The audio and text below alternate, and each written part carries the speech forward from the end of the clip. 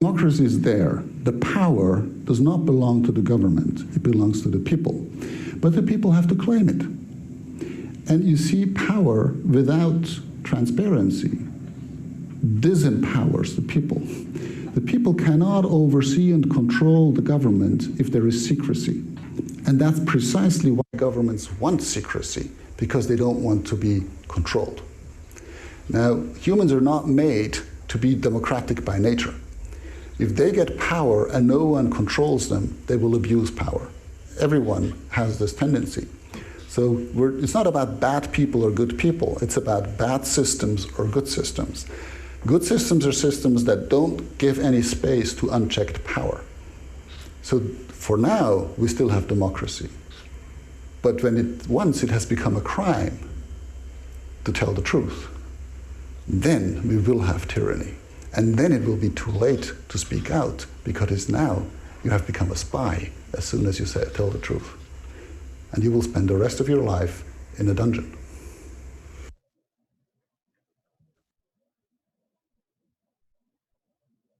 So those are some very important words coming from the UN Special Rapporteur on Torture, Nils Melzer.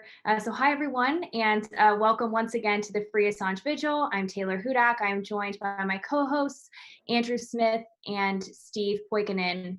Later on tonight, we will be joined by our guest co-host, Susie Dawson, and then we have two special guests that will be joining us as well. But before that, I want to give you guys some stats. As usual, it is 62 days until the start of the second round of Julian Assange's extradition hearing. Also, it is 3,388 days since the start of the illegal and arbitrary detention of Julian Assange, and 341 days since his trafficking from the Ecuadorian embassy to Belmarsh following a $4.2 billion international monetary loan to Ecuador. So before we do introduce our guests for the evening, I want to touch on Chelsea Manning's situation. Fortunately, right now, we do not have to provide stats for her because she has been released from prison, which is a great thing. My co-host did an episode on this last week. I believe it was the next day or that day that we found out. So I encourage everybody to check that out later on. But Chelsea Manning has been freed. However, the judge did require her to pay off that fine. Remember, she was being fined $1,000 a day. And fortunately, because of all of her supporters, she was able to acquire enough money to pay off this fine, and then also an additional $40,000 that she will need. Of course, this is going to be a healing time for her because she has been subjected to torture and has spent the majority of her adult life in prison. So we want to highlight the fact that she is freed, and the grand jury investigation into WikiLeaks has been dropped.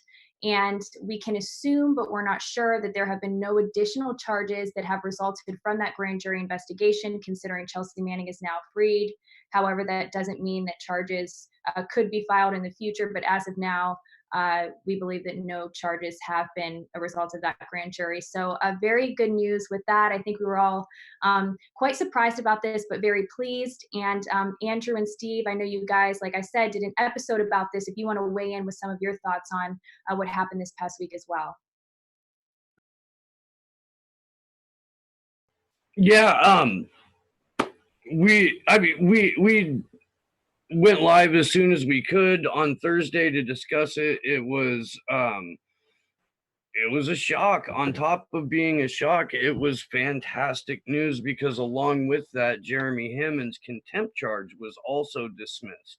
So he's been returned to the custody of the Bureau of Prisons. He had a very short time left on his original sentence that he was serving before he got yanked out of there and sent to Virginia. So he'll be ostensibly finishing his sentence and getting out of prison as well as a result of this. The entire 10-year WikiLeaks grand jury was dismissed. And as you mentioned, I mean, $256,000 in fines raised in 36 hours, something like that.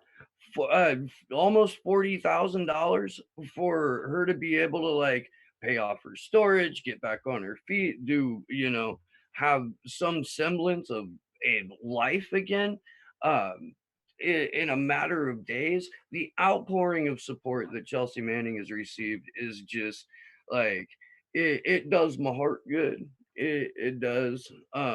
That's not we don't have a lot going on that's absolutely just killer news. And even though it is Chelsea Manning, it was her incarceration.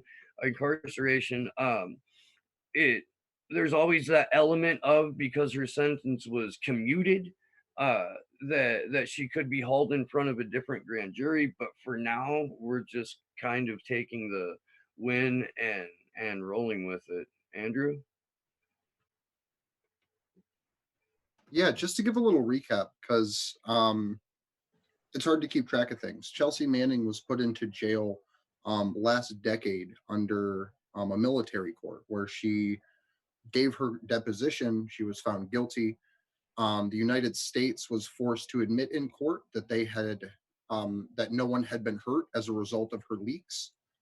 Um, she served, I believe it was 8 years. President Obama commuted her at the end of 2016. She went free July 2017, and was free for 18 months. In that time, Chelsea Manning did a bunch of things, was going around the world giving speaking events, but most importantly, at least in my opinion, most importantly, she ran for Senate, Maryland Senate. And um, the independent media basically ignored her, which broke my heart to see because I had tried to reach out and help her in her political campaign and the means and ways that I could. Um, but fast forward, the end of that 18 months, she did not win. She got, I believe it was like 3 or 5% in the primary, and then ended up back in jail. The grand jury pulled her in for 3 to 5 months after she had gotten out of, or after that 18 months of freedom. And they were literally trying to get her to say the same exact things that she was before, where she had been in that military trial. And she said, "No, I refuse. I've given you all the information that you need. There's nothing more that I can tell you." And so they found her, I believe it was in contempt, I believe, not 100% positive of what the legal term is there, but they basically put her in court because she refused to perjure herself by trying to restate the things that she had already talked about previously, um, and refused to basically comply with the United States coercing her into saying that Julian Assange was more involved than he was in this entire situation. Um, Fast forward, after those 3 to 5 months, she was released. That grand jury that was around her, um, I believe it was dismissed. That previous one, which wasn't the same one as the WikiLeaks grand jury, if I remember properly, they let her out of prison for 1 week. She was free for 7 days before they brought her in for a press conference where, not for a press conference, for the same grand jury, essentially asking her the same thing. She refused to testify against Julian. She refused to lie about the situation and say that he was more involved than he actually was, simply as someone that she sent information to and someone that helped her get literal movies and videos and things like that that actually came out in the WikiLeaks trial, in the first week of trials, that Julian had helped her literally just like torrent, essentially. So she sat in jail for another year, 365 days on the dot. The grand jury against WikiLeaks was dismissed, like Steven said, and Chelsea Manning was released. Um, the WikiLeaks grand jury being nullified or being dismissed does not mean, and I repeat, does not mean the charges against Julian Assange have been dropped. He is still facing 17 counts of the under the Espionage Act and 1 count of conspiracy to commit computer intrusion. Those charges are still very real. Those charges still exist against him, and it is something that we still have to fight to get Julian Assange free. We have to demand the extradition end against him and that he is allowed to be free. And it's something we'll get into a little bit later, actually, about how the UK is preparing their court systems and their legal processes and their jails to handle the coronavirus. And so far, the movement is they have not freed Julian Assange in the wake of the literal global pandemic, where they're releasing other prisoners, where the US is releasing citizen prisoners that have committed no nonviolent offenses, which is important to make a distinction. I would point people back to actually Steve and Jeff Black's video that they did last night. Steve's wonderful interview with him over on Slow News Day. But long story short, these charges against Julian still exist, and it's something that we still have to keep fighting against, because we cannot allow Julian to be extradited. We know what will happen when he is brought to this country. So something that we're rolling out as the Action for Assange crew here, if you go to our website, we have a new post up called the Thursday Toolbox. There's 3 different tools that are listed in there. One of them is ResistBot, one of them is contactingcongress.org, and I can't remember the name of the third one, but it's basically a tool to see your the social media profiles for your elected representatives.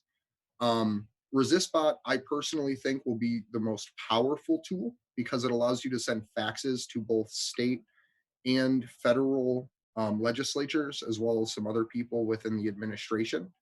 And that's a free service. So you literally just direct message them on Twitter, through a text messaging shortcode, through iMessaging, through Facebook Messenger, or through their website portal.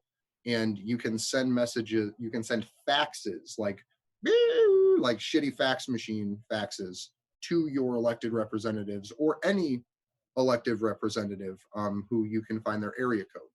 If you use contactingcongress.org, it gives you the local, like the office addresses and the office phone numbers for the federal representatives. And the power there, like Mrs. Assange says all the time, is you can send them handwritten letters and call the staff that work there directly and tell them, we demand that the extradition against Julian Assange end. And the other tool that's up there allows you to connect with elected representatives on social media. You type in your zip code and it gives you their YouTube, their Twitter, their Facebook, and their phone number. So that allows you to just blast them on social media if you're someone that's more comfortable doing that than making a phone call. And what we're doing and why we're calling it the Thursday Toolbox, we hope this is something that people will do all of the time. But what we're trying to do is specifically ask people every Thursday to take some portion of your time, hopefully at least an hour, or adding an extra hour to the activism that you already do, to use these tools specifically to contact federal and state representatives to tell them to end the extradition.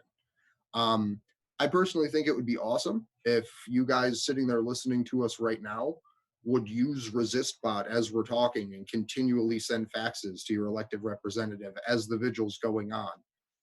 The one thing we ask above and beyond everything is that you engage politely. We know they're crooks. We know they're criminals. They've looted from us. They've given $2.2 trillion to the banks in the last, I don't know, freaking week now.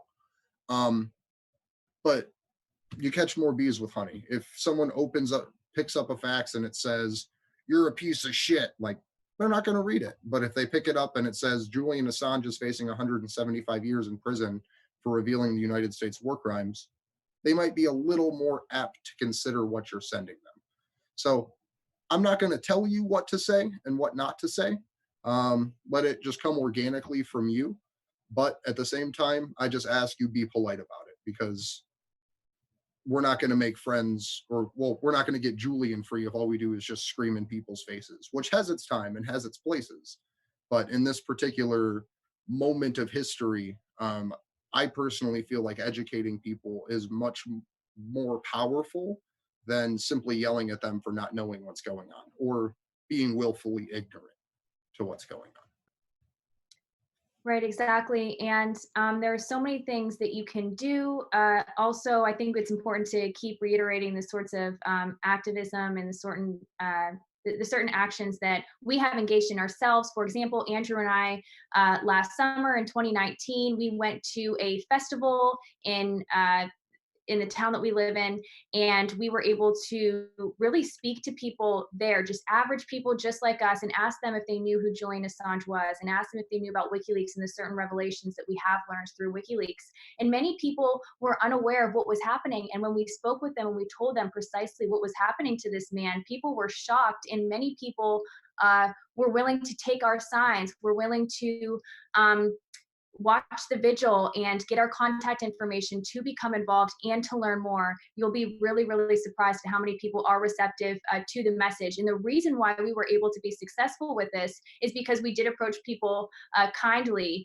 And at first, I think myself, I thought people would be hostile towards me, but honestly, they were not. People were very receptive to the message. So, go out with your friends, go and do this. You don't have to do this alone. And I know that I guess right now it's not really the easiest time to do these sorts of actions, but as the world gets back to normal, we could start to engage in these certain actions. And also, as Andrew was saying, because of this time that we're in right now, where many people are fearful to leave their homes and are being told that they cannot leave their homes, taking these measures from your house is very important and very effective. But if you are in a place where you do feel comfortable going out in public and taking on these actions, it's a really great opportunity, especially during this very critical time. As of now, we believe that this hearing is going to take place in May. Now, that could change literally tomorrow.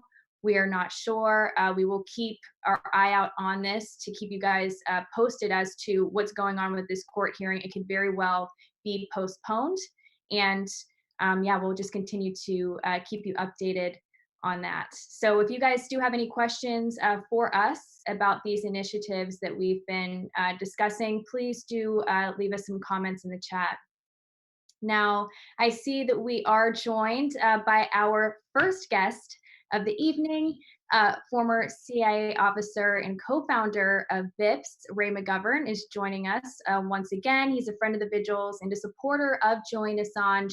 Ray, thank you so much for joining us. How are you doing?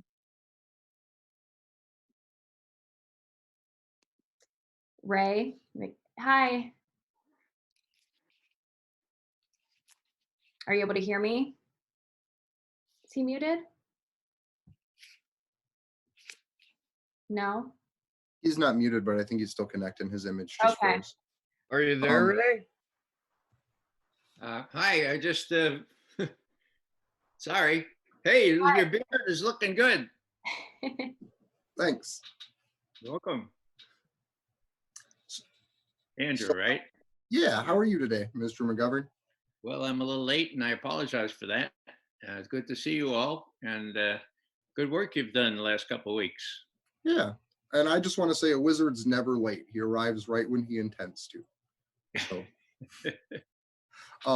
if you could, a little bit, because I believe the last time we left off was actually speaking about the subpoena you had received. Yeah. If you could you talk about, give a quick backstory about what it is and then any updates about the case? Yeah. Well, there are a lot of lawsuits going on having to do with the speculation that Seth Rich was the person who was involved in getting the DNC emails to WikiLeaks. And right now, there's been a real crescendo. And it's partly because there are at least 3, maybe 4 lawsuits that I'm aware of. But it's also because the whole case about Russian hacking has fallen into disrepair. That's the nicest way I could say it. You'll recall that the Mueller report talked about 2 gross interferences by the Russians. The first one he mentioned was the Internet Research Agency, and that this was polluting all our minds, even though Facebook and others determined that the amount of ads or postings that the Internet Research Agency in St. Petersburg put on during and after the election, the number that they put on was, now, if you have a pencil, you might copy this down, .000000024% of all the such traffic on Facebook. So I think that came down to maybe one American in hundreds was likely to see one of those Russian ads. And that was supposed to be a big deal, that they were toying with our democracy, they're trying to destroy it, cause all kinds of dissension, and make it possible for Trump to beat Hillary. So that one's gone down the drain. And I'll tell you, it's an interesting thing here, and it's relevant to your question. When these things get into a court of law, the standards are different. Like they like to have evidence. Uh, I mean, Bill Binney has always said, okay, don't believe us. Don't believe us, even though we can prove from forensics that there was no hack by Russia or by anybody else. Don't believe us. Wait until we get into the courts, and then it'll come out. And he's right. So what happened? Well, this Internet Research Agency and its so-called accomplices were indicted by Mueller. Now, there's an old saying that you can indict a ham sandwich in this country, and that saying tends to be true. Now, who was indicted? Well, these people connected with the Internet Research Agency, responsible for all these postings on Facebook and elsewhere, which determined the election for Donald Trump. That's what people wanted you to believe. That's what Mueller wanted you to believe. Now, what happened? Well, there was a court case, and all of a sudden, the Russians hired a lawyer here, and they said, "Okay, uh, let's have discovery. What kind of evidence is there that this was the Russian government?" I mean, we think it was a bunch of hacks and a bunch of people trying to peddle things. Show us that was the Russian government. And the government came back and said, the U.S. government, we can't show you that. We don't have any information on that. So the judge said, yeah, but Bob Mueller said Russia. Oh, yeah, he did say Russia, didn't he? The judge says, look, if you can't prove it was the Russians, get out of here. No, he said that to the U.S. attorneys. The U.S. attorneys went back, and now how many months later? That was July. So, let's say 7 or 8 months later, just yesterday or a couple of days ago, we learned that the Department of Justice are not going to sue these people in the Internet Research Agency. They just want to indict them. They don't, they don't want to try to convict them. Why? Because they can't prove that it was Russia, like the Russian government, behind all those ads and all those other things. So that was the first of two major things that Bob Mueller issued in his findings. The second, of course, was the Russian hacking of the DNC computers. Now, we know that for some strange reason, the head of the FBI, James Comey, neglected to, oh, sorry about that. Let me turn this off here. Awfully sorry. That James Comey, when the DNC said, we've been hacked, it's the Russians, the Russians are coming, and it's an act of war. John McCain, it's an act of war by Russia, okay? James Comey, for some strange reason, didn't say, okay, I'll send my people in to take a look at those computers. Let's learn how this was done. No, he didn't do that. What did he do? Well, he said, Hillary and her associates, they're pretty pleased, would like to look at the computers. And the DNC is alleged to have said, no, you can't. And the story that is fostered here in Washington is that Comey said, oh gosh, the DNC won't let us look at their computer. But the DNC said, oh, we get this crackerjack outfit, CrowdStrike. We'll hire them and they'll share with the FBI what they have. Okay, well, number one, it's not a crackerjack outfit. And number two, there's no reason in God's creation that the head of the FBI wouldn't say, look, Hillary, sorry about that. Here's a warrant. Here's a judge's signature. We're seizing those computers. You say it's Russia? This is really important. McCain says it's a war. It's really important. So we're seizing a computer. He didn't do that. So up until, well, for the last 3 years, they've been saying, well, CrowdStrike, it was really good and then gave us all the information. Well, in another lawsuit, this one with Roger Stone, Bill Binney, a good friend of mine, said, well, ask them for the proof. Ask them to prove there was a Russian hack. And so they did. And there was no proof.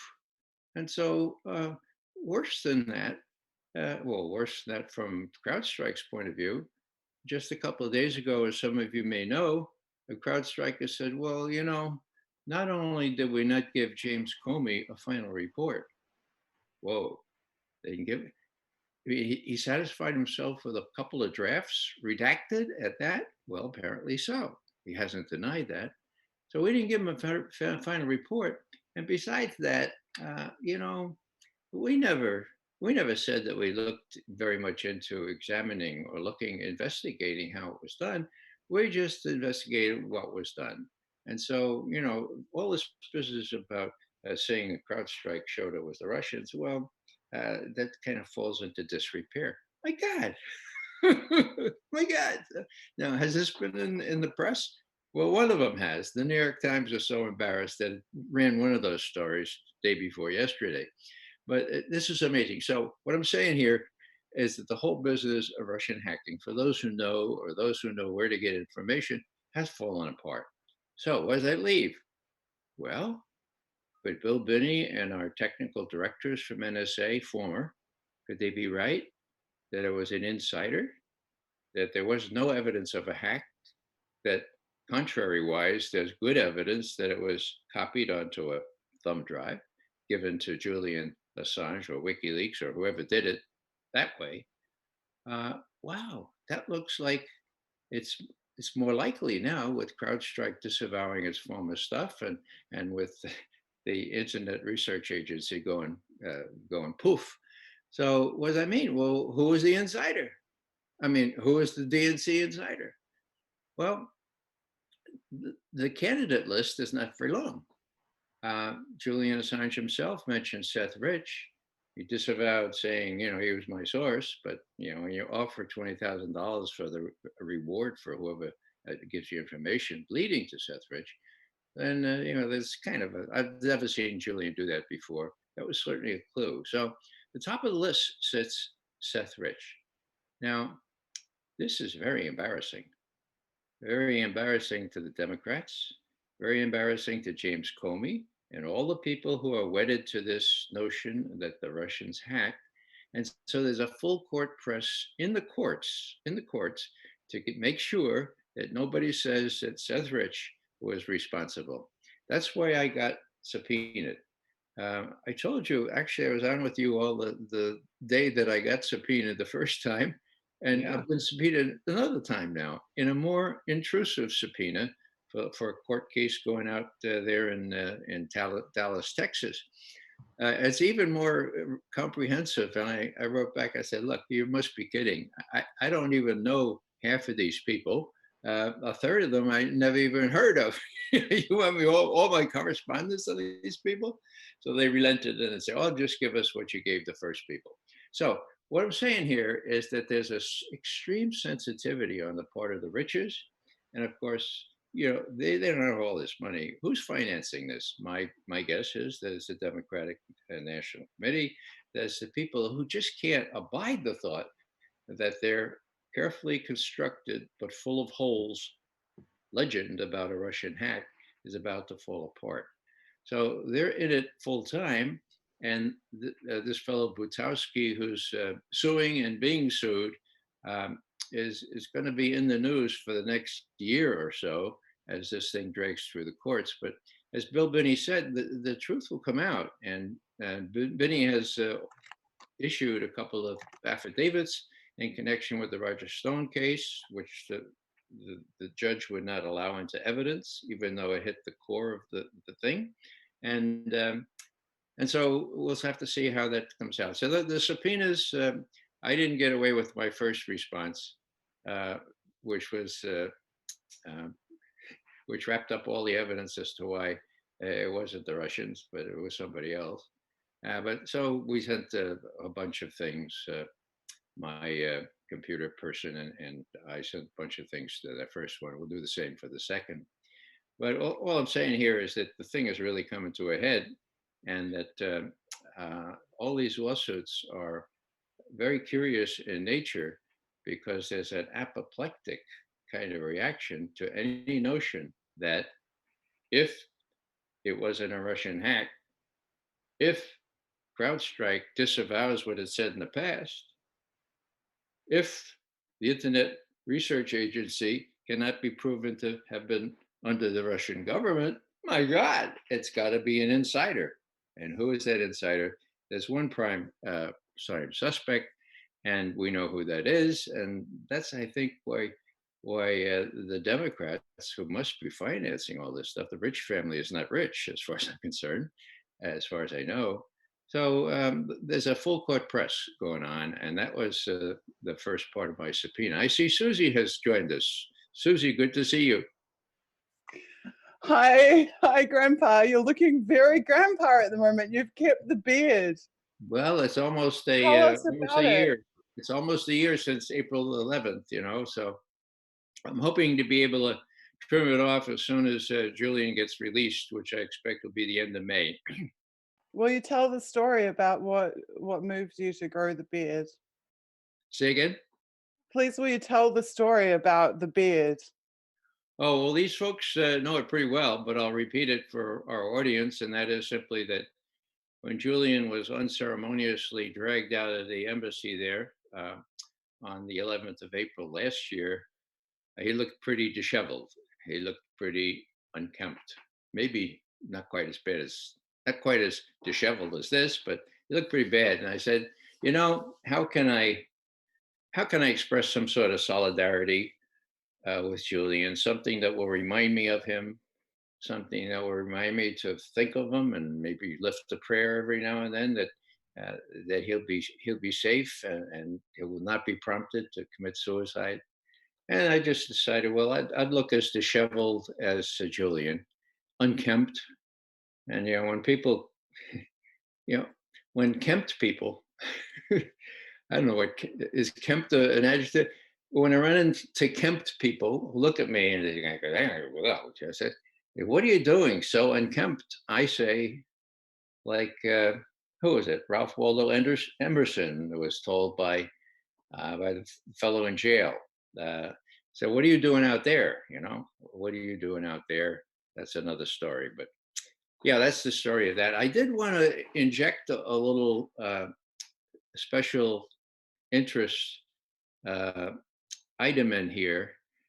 And that goes back 10 years ago. And it has to do with the question, if WikiLeaks were up and running before September 11th, 2001, could 9/11 have been prevented? And when I say 10 years ago, well, now I don't want to monopolize the conversation. If you have others or other things you want to talk about first, I'm fine with that. Do you want me I've to? got a ton of questions. Sorry to butt in. I've got a ton of questions I would really like to ask you, Ray. But just on the beard, quickly, we actually discovered that Julian had his razors taken away from him months prior to him being expelled from the Ecuadorian embassy, that it was actually a deliberate agenda on the part of Ecuador in cahoots with the US for Julian to look as unkempt as possible. They actually prevented him from shaving. They prevented him from having access to someone who could shave him. So that was just yet another example of exactly how premeditated it was. Ray, you did mention that you believe that Julian may be released at the end of May. Can you explain why you feel that way? Well, it's more a hope than an expectation. After the first day of hearings, I wrote an article which started out saying, now we're going to see whether the British judicial system is so subservient to the United States that it will take any diktat offered. We know, of course, that before the war in Iraq, the Attorney General, Lord Goldsmith, had ruled that an attack without UN approval would be illegal. And then 20 lawyers from the White House descended upon him, and then he changed his mind. He said, "Oh, yeah, I suppose it's legal, you know." And that's what Blair told his cabinet. Well, here's another example, an even more awful example of the U.S. sitting in the court there. I mean, there are several people from the embassy right there, as you probably know, and they have hired this Queen's counselor, whatever that means, and he's making up stuff. And the first thing he said was, "Now look, there have been really serious damage and injury and deaths due to these revelations, like in Afghanistan and Iraq." And everybody kind of listened to that and said, "Okay." Nobody rebutted it because the defense had their chance the next day.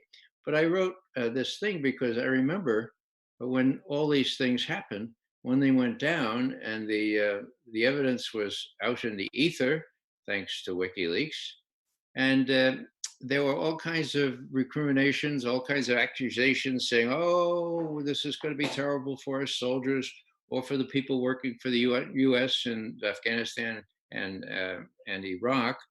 And it got so bad that the head of the Senate Armed Forces Committee, Carl Levin, called the defense secretary, his name was Robert Gates, and said, "Mr. Gates, would you give us a memo on what damage that has caused to our troops, those who worked with us, and so forth in Afghanistan, Iraq?" And Gates came back and said, "Look, I've heard all these reports, and they're quote a fairly, let's see, uh, fairly."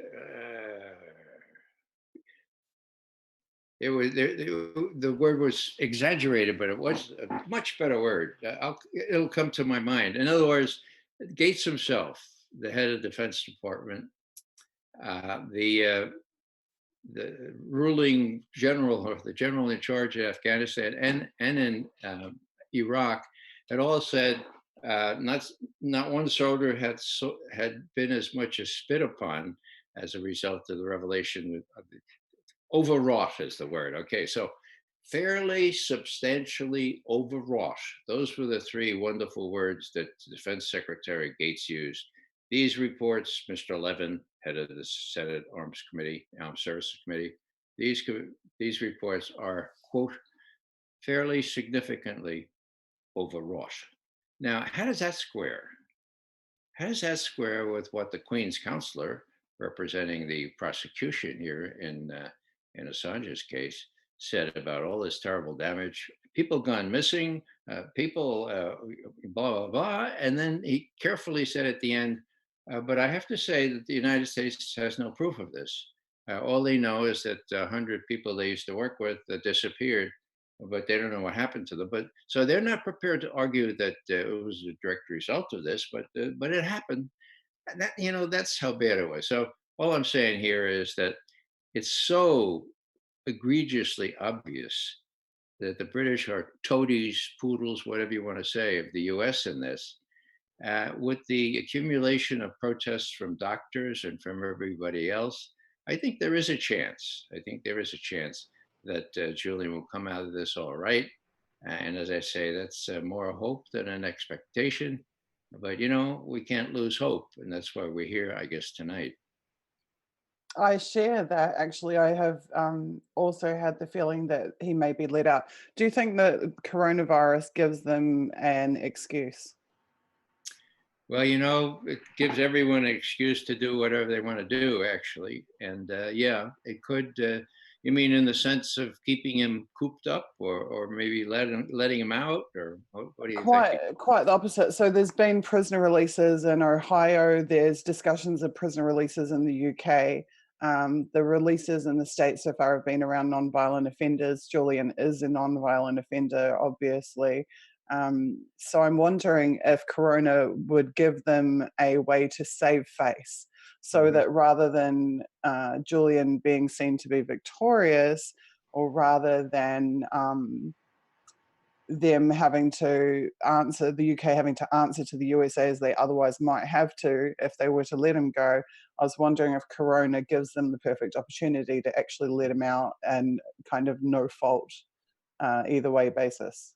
Well, again, that's a nice hope. Everything I know about the British, and I go back a ways, there were generations that came from Ireland, and my uncles tasted of British justice. So I just, I just don't think the British will be able to resist what the U.S. wants them to do. Of course, it's always possible that Trump will become so odious in the eyes of even the British that they'll. But I don't know. I'm just hoping for a Deus ex machina, which is, as you know, the old in the Greek tragedies, if the hero gets really, really in trouble, perhaps you don't know this. The Deus was the god, right? Ex machina came out of a machine, so they would have a machine on stage or behind stage, and it would literally lift the hero out of danger, and that would be the end of the show. So Deus ex machina is what we need, and I'm hopeful that something like that will happen. And I had to keep praying and hoping that that'll be the case, but it's more of a hope than an expectation right now. There has definitely been a massive increase in protest activity in support of Julian across particularly the last 6 months. We've also seen the support base move from the grassroots into the professional class, obviously with the UN and the European MPs, but also with the doctors and now lawyers for Assange and everything else. What's your take on that, Ray? The changing tides of the support for Julian? Well, I look to the Australian government most first and foremost, and what a disgrace. The old Roman times, Paul, Apostle Paul could argue, "Civus Romanus sum." I'm a Roman citizen. If you want to do something to me, you got to take me to Rome, which they had to do, of course. Now, it meant something to be a Roman citizen in those days. It meant something at some time to be a British citizen or a citizen of Australia. But the Australians are certainly not living up to their duties toward this very famous and very well decorated, so to speak, with all kinds of awards for his work. Now, that's what bothers me the most. I take great encouragement from the lawyers and the doctors and the others that are speaking up, and I sign every petition that comes across my desk. But we'll have to see. There has to be some sort of Deus ex machina, and when we all get together next time, maybe we'll know what that is. God, that would be an amazing, amazing thing to celebrate, but it'd also be an amazing thing for this world Oh yeah. in many, Well, many ways. yeah. Tell me this, Ray, what do you think Julian would be saying about the current situation? The current situation with The global situation, the martial law in multiple states, the millions of people in either self or forced isolation. To be honest with you, sitting in exile, it kind of feels like the rest of the world is starting to catch up with the exiles, because I hear people saying, I can't travel. And we're like, oh, okay, I know what that feels like. Or I'm in self-isolation at home. Yeah, I know what that feels like. But there seems to be a mass trauma occurring amongst the global population. And then there also seems to be the state fully really willing and able to capitalize on that in terms of increasing the severity of restrictions upon civil liberties. Mhm. Well, I identify with that. Just today, I was thinking, here I am cooped up in this house. My wife and I can't go out. We have food delivered, which we're able to do, which is good. Isn't this inconvenient? And then I think, McGovern, what planet you come from here? Think about Julian, for God's sake. My God, Exactly. you know? Wow. At least Exactly. I'm able to roam around here and even go outside if I want to just not meet anybody. But there's Julian, old. Well, you know the story. So yeah, this consciousness will be new for a lot of people, especially Americans. And the whole business is about states of emergency and martial law. Well, that's a pretty slippery slope. And once you invoke that kind of thing, there are all manner of things that you can do to prevent dissent and to do other things. Do you think we're heading into the next Great Depression? I mean, JP Morgan said today, first quarter 2020 will be negative 4% US GDP, second quarter will be negative 14%. Is Yeah. that really what we're looking at right now? Well, I never pretended to know anything about economics or even the financial market, but it does look like we're in for a big recession at very least. And, you know, what I have to do is repress the urge toward what the Germans call Schadenfreude. I don't have any money. I don't have any stocks or bonds or anything.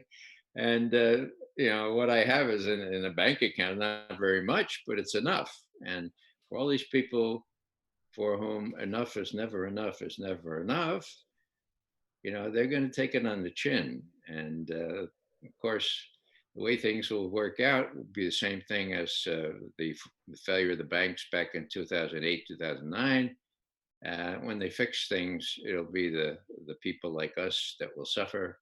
It'll be the institutions themselves that will be put back into good health with our tax money. So, yeah, it looks pretty bad. There's kind of what they call a perfect storm brewing.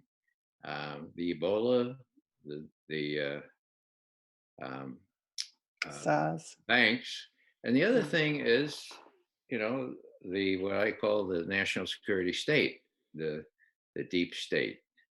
Now, just a word on that. Trump himself has named the people that should be in jail, and he has said these people should be in jail.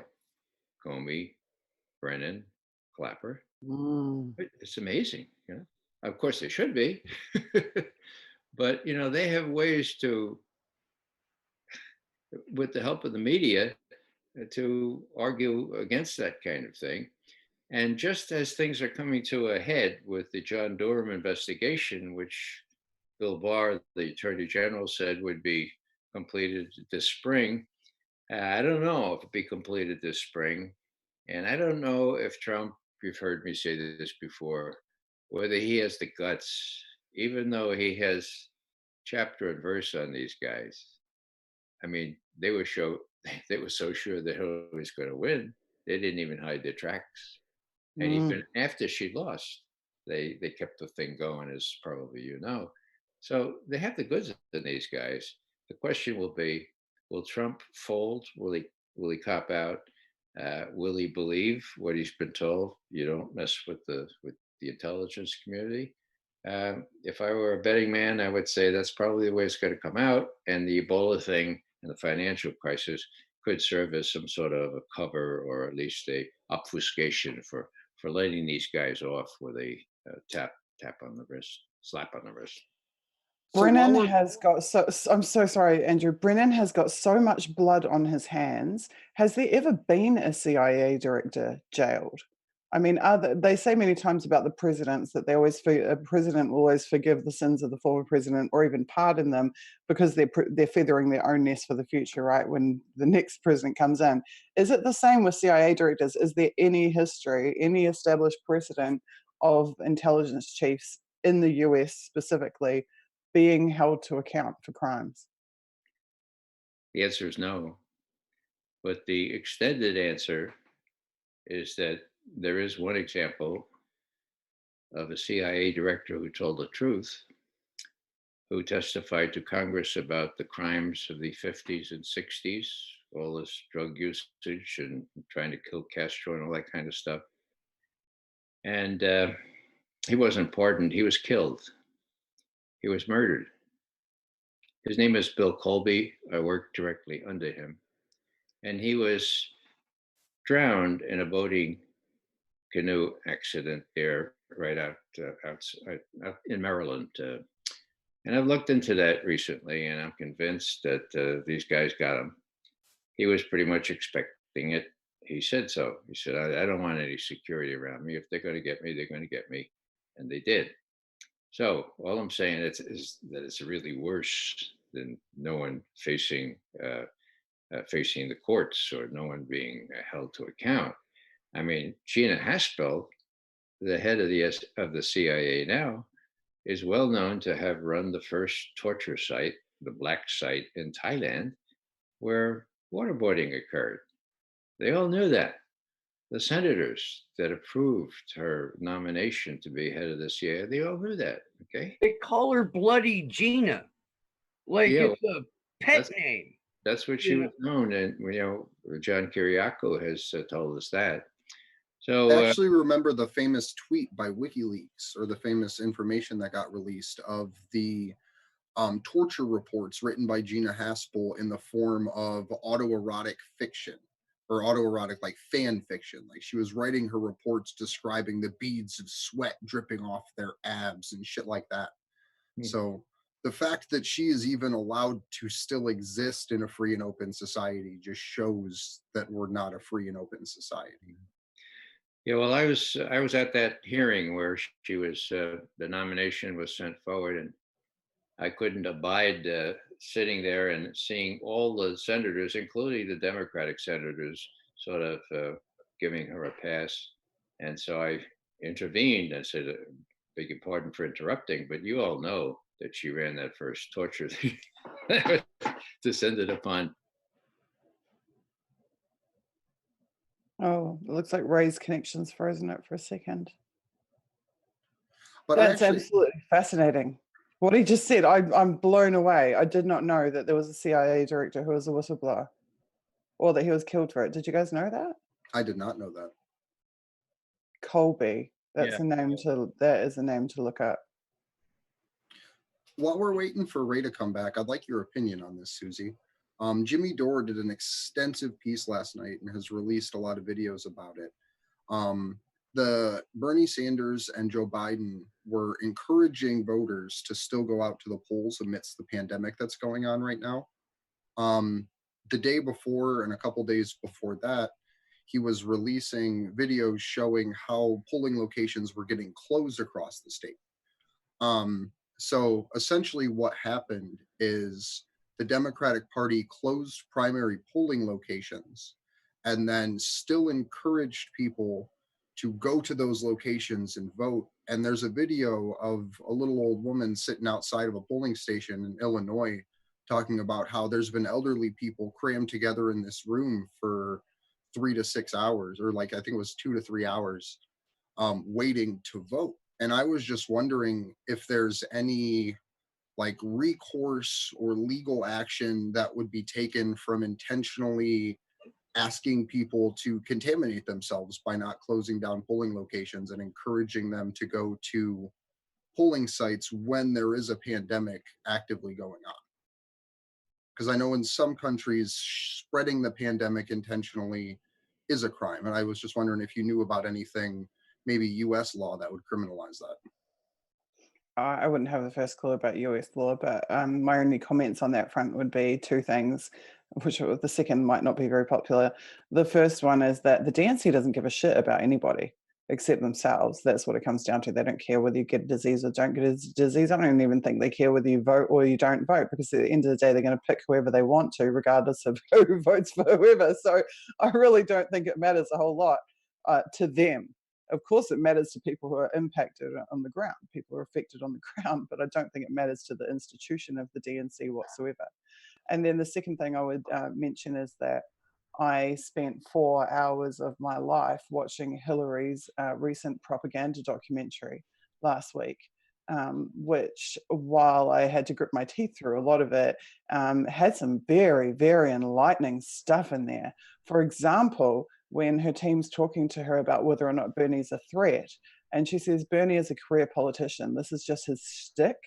all of this, like, I'm for the people, I'm a socialist, free everything for everyone stuff is a shtick. He's a career politician. He'll take the money and he'll sell out at the moment when it counts. That was Hillary's analysis during the 20s, like in the lead, I should give context. In the documentary, they're filming her run up to the 2016 election. She knew Bernie would roll over for her months and months and months before he did. She had his number from the outset. She knew. She's openly saying he's in it for the money. At the end of the day, he'll take the money. And every single time you see Bernie is getting cheated, Bernie, this is happening to Bernie, that's happening to Bernie, Bernie says one of two things. He either says, I will vote, I will side with whoever the Democratic nominee is. Or the second thing he says is, donate money to my campaign, give me more money, money, money, money, money, money, money, money. These are the two things that you consistently hear out of Bernie, when he should be saying, I'm being cheated, this is a fraud, this party is a crock, we have to tear it down, we need an alternative. He's not saying these things. He's saying, I'm going to side with whoever is the Democratic nominee and give me money. Now, do people not listen to what he says? I mean, do they not like put two and two together and go, oh, hang on a second, maybe he's saying I'll vote for whoever the nominee is because he knows it's not going to be him and he doesn't give a toss whether it's him or not because he's already got his plan to cash out and vote for the nominee. And he's saying, give me money, money. Why is he saying I will vote for whoever the nominee is and give me money? Like that, these things are not compatible. If you're actually trying to be the nominee, okay, fine. But you're already saying, oh yeah, I'll go with whoever gets it. But give me money, give me money, give me money. And it amazes me that I feel like people conflate what Bernie's supporters want, what his base wants, what his movement wants, with what Bernie wants. They assume that because all of his supporters and his movement want A, B, C, D, E, F, G, that Bernie wants that. What Bernie wants is to continue his happy life as a career politician and to do so in a way that is both smooth and profitable. That's what Bernie wants. And I'm really sorry because I'd just like to add one caveat to that, and that's that I actually wish he was real. I wish he was real. I wish it was all real. I wish that all those people given hope and working on his movement, busting their asses every day, all those activists, I wish it was for something other than a repeat of 2016.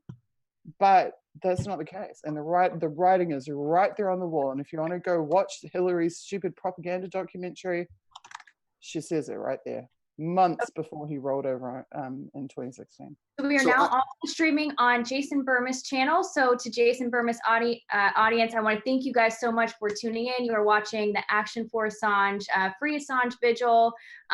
Jason, I see you nodding your head as Susie was talking about Bernie Sanders. I see that it's got you really fired up and you have a response. So Jason, thank you so much for joining us. You're a returning guest on the Vigil. So I do want to give you the opportunity to respond, and then I'll open it up to the other guests and my co-hosts. Well, I think Susie just killed it. I mean, it was basically what I've been saying for months now. The man didn't have, the wherewithal to stand up when he actually won in 2016. So what did we actually expect? He said he was aware of the Assange issue. He never commented on it once. He refused to really discuss the obvious collusion of the Democratic National chair getting everybody to back Biden, an openly senile man that on both sides of the media spectrum, nobody is saying, hey, by the way, he has visible dementia.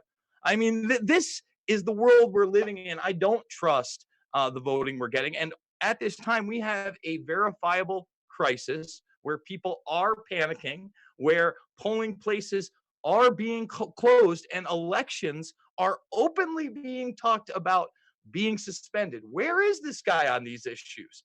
He's nowhere to be found. But I got to say, the biggest issue now, of course, at least regarding Assange, is as this global lockdown goes throughout the world, right? It's a global lockdown at this point. We're seeing dominoes fall everywhere. Well, guess what? There's prison riots. And we've got our first positive test over at Rikers Island. So now, when you have doctors screaming and shouting that this is a very dangerous place for him to be, and we have the court system openly announcing that any kind of trial that lasts over 3 days probably isn't going to take place, what are we waiting for? Let's get this guy out of there, because you can bet if they smell one snifter of the kind of prison riot we saw in Italy and Belmarsh, they're not just going to let Assange walk out the front door. They may let every other prisoner out of that place. But Assange, I promise you, will not be one of them. We also just found out that the UK had their first confirmed case of the coronavirus in the prison system. Andrew mentioned earlier, I had a show last night with a gentleman named Jeff Black. He had just started a campaign to release all nonviolent prisoners in the US. There's, yeah, Jason just nailed it. There's no reason that Julian Assange should still be incarcerated, if at all. If he's not repatriated, he at least needs to be able to go to a facility where there's competent people who can give him the care that he's been needing for about the last year. This is it should be just as obvious as don't run a candidate who has dementia, but we're not. I guess we're not in that timeline. I don't know. What do you think, Ray? I'm hopeful that this opportunity would allow people to think about what happens to Julian. Again, I'm so down on the British judicial system and its ability or its willingness to sort of bend to U.S. diktat, that I think you're probably right that everyone will be allowed out except Julian. And let's talk about that for a minute, because it seems like already, let's talk about this in my state of New York. Forget about the bail reform. They're openly saying they're going to let prisoners out in certain districts. Okay, the panic hasn't set in where the full economic impacts are going to be felt throughout the country. So is that CO going to keep showing up to a job that becomes increasingly dangerous, not only to catch this supposed virus, but because of an uprising in the prison system? I must admit, Ray, I was super surprised to see Hammond and Manning released. Does that give us maybe a glimmer of hope that somebody is going to do the right thing and let Assange out? Or do they basically burn it down? I mean, this would be a great opportunity for one of those privatized intelligence services that was looking to snatch him up or poison him or make it look like an accident to do so, no? Yeah, I'm afraid you're right. It's kind of hard to predict what's going to happen, but I think that the new agitation in favor of Julian is the only thing we can do, and that's what we're doing here. But I think that to the degree we can give a lot of play to what the doctors and what the lawyers and what the other people are saying about Julian's condition, that's all to the good. So what is your take on why, in short order, basically Manning and Hammond were released? What do you think the levers of power that turned so quickly? Why is that? That's hard to say. I just don't know. I'm no expert on domestic politics here, and people keep asking me to say things more profound than the next person, and I have to beg off on that one. I don't know. So I got to ask you then, Ray, while we're in the midst of this now, what is forget about me calling it a global pandemic. That's what's in the news. That's what's being portrayed. What is your best advice to American citizens? I mean, you're a former intelligence analyst of 26 years. What would you tell a guy like me? How would you tell me to prepare? Yeah. My son is a doctor, and he sent around a kind of a cheat sheet about what people should do. But anyone who's been watching TV or online will know that you're supposed to, wash your hands and stay away from other people. It's not just a couple of feet; it's 6 feet maybe. Until things clarify. Apparently, this stuff is so noxious that it can be sprayed, or it's aerosol type stuff. So I don't really know, but people are getting good advice from all this, and who knows? The Chinese seem to have a leg up, at least in Hunan, and if that's, well, of course there are differences in the way people have reacted and with the speed with which they've reacted. So who knows what's going to happen? This is sui generis. I mean, this not happened before, at least in my 80 years, and Americans are not used to it. So everything is pretty unpredictable at this point, and people are really scared. Um, While we're on the topic of the coronavirus, because there's something that personally horrifies me, and if I mean Susie or you, Ray, could weigh in on this. Um, Throughout human history, there is verifiable evidence that governments have used crises to target political dissidents in their solutions to said crises.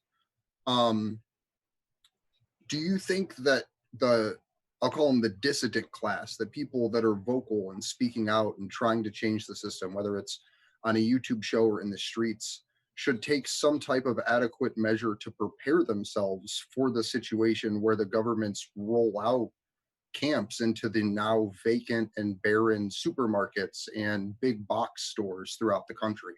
Because it seems to me like there's this pre-built infrastructure in the failings of our global economic system that's left vacant buildings that are in some cases acres large that they could put human beings into.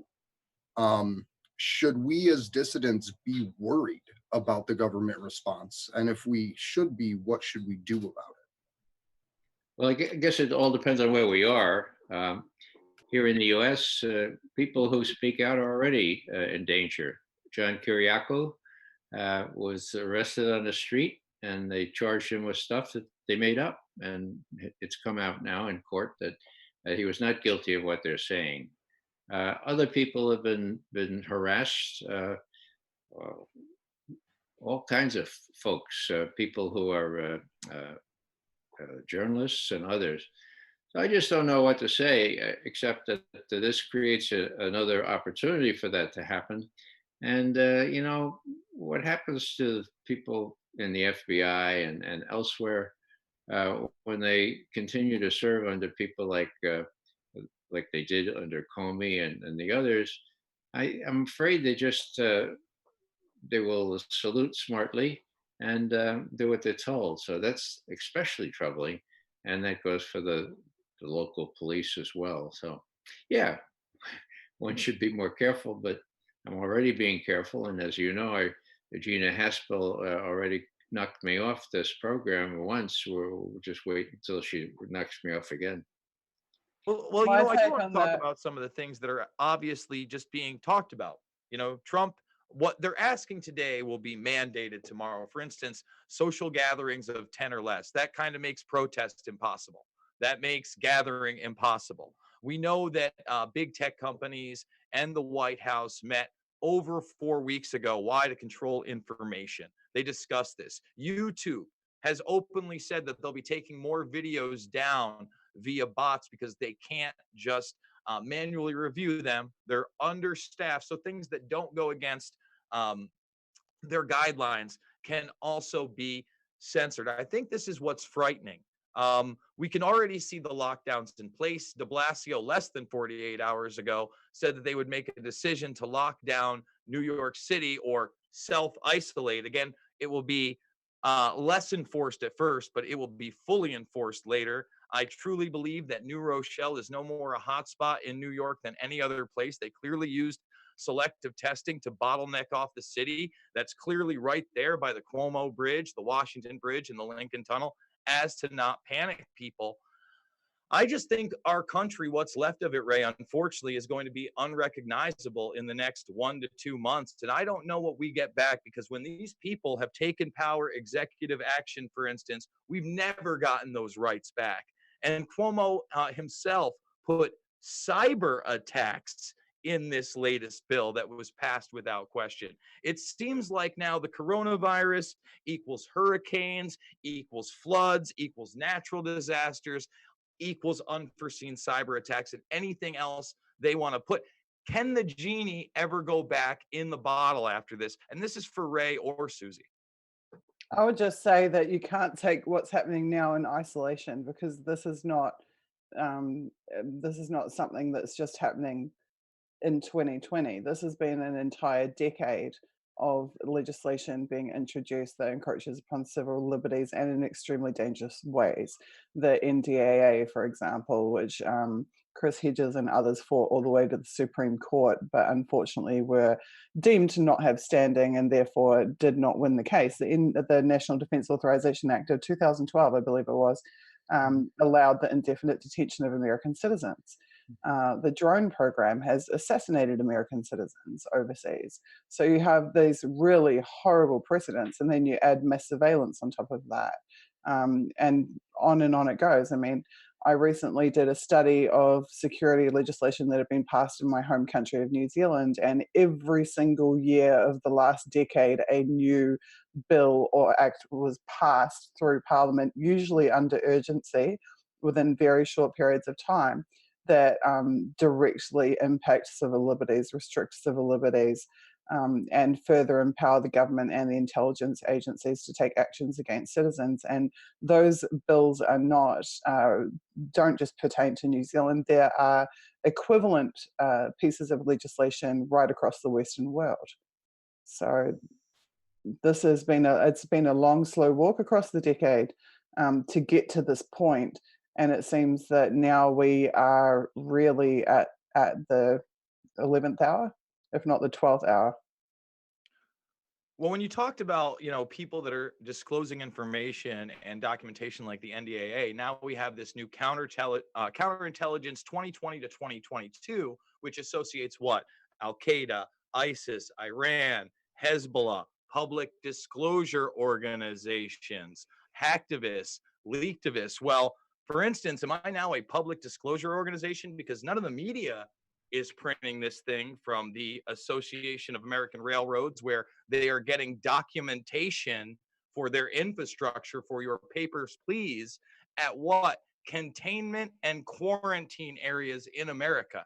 Haven't seen this one published. I'll be the first to publish it because people know. Does that make me a hacktivist? Does that make me a leaktivist? I didn't write this. This is real. I'm not censoring it. It shouldn't be censored. People should know what they're in for. And 2020 already looks so much different than 2019. I really wonder where we're headed. Steve, do you have any ideas? Because I know that you have great insight over at Slow News Day. Well, what they're doing right now is trying to pass something called the Earn It Act, which will kill end-to-end encryption for us. Every single message that goes out digitally instantly gets surveilled before it transmits. The guise is it's for the children. That's how they're billing it. It's to protect the kids. You're right when you say once this goes to the executive order level, once this gets put on the books, we don't get those rights back.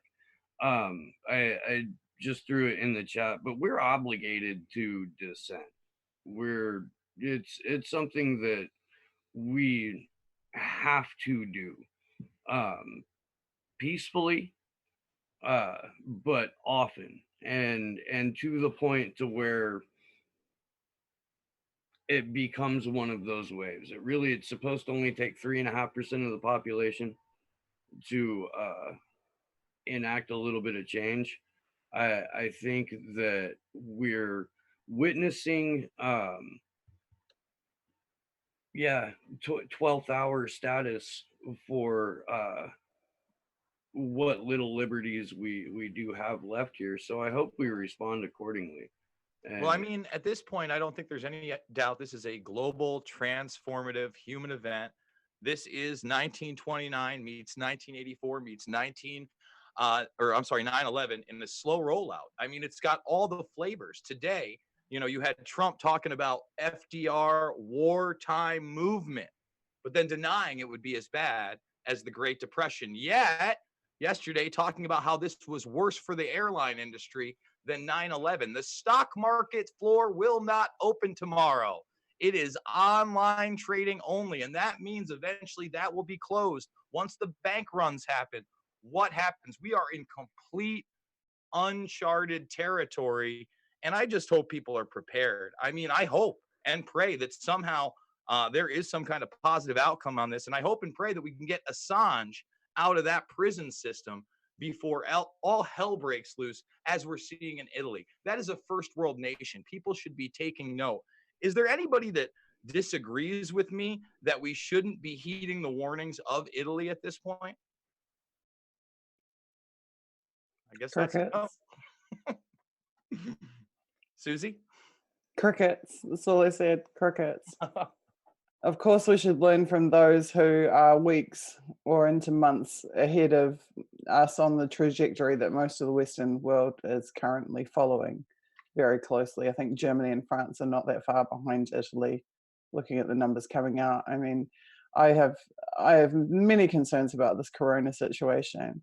If I can cut back just for a second, I think this might be really beneficial for you, and I'd love to get Ray's comment on it as well. And that's if I can just quickly share screen. I will show you, this is the security legislation that was passed in New Zealand across the last decade. So we have, these are the bills and the years that they were passed, and then this is just a one sentence description of each bill, and I think it's worth going through. And you can find this on protectsusie.com under timelines if anyone's interested in going and having a look for yourself. In 2012, the Search and Surveillance Act was passed, which was a dramatic expansion of surveillance powers for many government agencies. Even agencies like the Department of Fisheries were given surveillance powers, for example. Basically, all government agencies got surveillance powers under this act. It also changed the right to silence, even for press, so that journalists in New Zealand no longer have a right to silence. In 2013, the famous GCSB bill was passed, which forced every ISP, internet service provider in New Zealand, to create backdoors in their systems for the government, spy agencies, to access. They also deputized internet service provider staff to work for the spies to facilitate the transfer of the private information of their customers, and legalized mass surveillance of New Zealanders. In 2014, the Countering Terrorist Fighters Bill enabled warrantless domestic visual surveillance, which means they can actually place video cameras inside your home and film you inside your home without a warrant. And then they can use that information that they gain from that video surveillance to get a warrant. In 2015, there was a new policy introduced, the cybersecurity strategy of 2015. It was devised and introduced by then Prime Minister John Key, who is an ex-New York Federal Reserve Bank member. And it was followed by New Zealand sending their cybersecurity staff to Israel for advanced training. Now, I think you'll find that all of the cybersecurity staff of the Western world have at one point or another been sent to Israel for training or are working closely with them. 2016, the Intelligence and Security Bill allowed sharing of incidentally obtained info with Five Eyes partners, which you might remember as something that Snowden, as part of what Snowden had revealed in his 2013 exposures. And this retroactively, as many of these bills have done, retroactively legalized a formerly illegal practice that the spy agencies were engaged in. It also outlawed whistleblowing for members of intelligence services in New Zealand, with a minimum of 5 years in jail if they were to blow the whistle on their agencies, and also allowed the government to cancel the passports of national security targets. And that became the Intelligence and Security Act of 2017, which was supposed to be, it was billed as being this major overhaul of the spy services to rein them in, but in fact, lo and behold, it didn't rein them in, it just dramatically expanded their powers and resources. And that included the implementation of class-based warrants, which are basically what Americans know as a general warrant, where they can have bulk targeting of multiple citizens, even citizens who aren't connected to each other. For example, they can get a warrant for a location, and then they can surveil and spy on every person or particularly mobile phone that passes through that location. So it's bulk targeting of citizens under one single warrant. Then in 2018, we had the Customs and Excise Act passed, which forced travelers to hand over personal information, passwords, and decryption keys for all of their devices. And now in 2019, we had the most terrifying, probably, the Terrorism Suppression Control Orders Bill of 2019, which allows the police commissioner, not a court, not a judge, not a jury, the police commissioner to arbitrarily apply a control order to any New Zealand citizen, which I've put here a regime of harsh restrictions and monitoring, but actually what it does is they can keep you under house arrest without having force you to be like have an ankle bracelet and be stuck in your house without ever arresting you or charging you or prosecuting you or convicting you of anything. They can put you on home detention. They can decide whether where you can or cannot work, how you can earn money, who you can associate with, who you can communicate with, whether or not you can have internet access. You are gagged, and it's illegal for you to tell anybody that a control order has been applied to you. And any reporter or member of the press who reports on the fact that a control order has been applied to you is subject to a $30,000 fine. That was 2019. Now we're in 2020. So when you take everything that I just covered and then you slap the coronavirus stuff on top of that, tell me where we're at. So And the last sentence I'll add to that is that those control orders, they were sold as to be applied to New Zealand citizens who might have been involved in terrorism overseas. When they return to New Zealand, they get these control orders. Of course, we know WikiLeaks had counterterrorism resources used against it and was defined as a terrorist organization. And this week, the New Zealand government put out a blanket call for all New Zealand citizens around the world to return home, any of whom could then be subject to one of these control orders. But continue. Here we are in 2020 with Corona on top of that type of legislative history. So something, because I'm a solutions-oriented person, and I can't stop the deep state. I can help people proliferate information to do so. But what I can do, and what we've been advocating on this show since the very beginning, is building local power regardless of political ideology.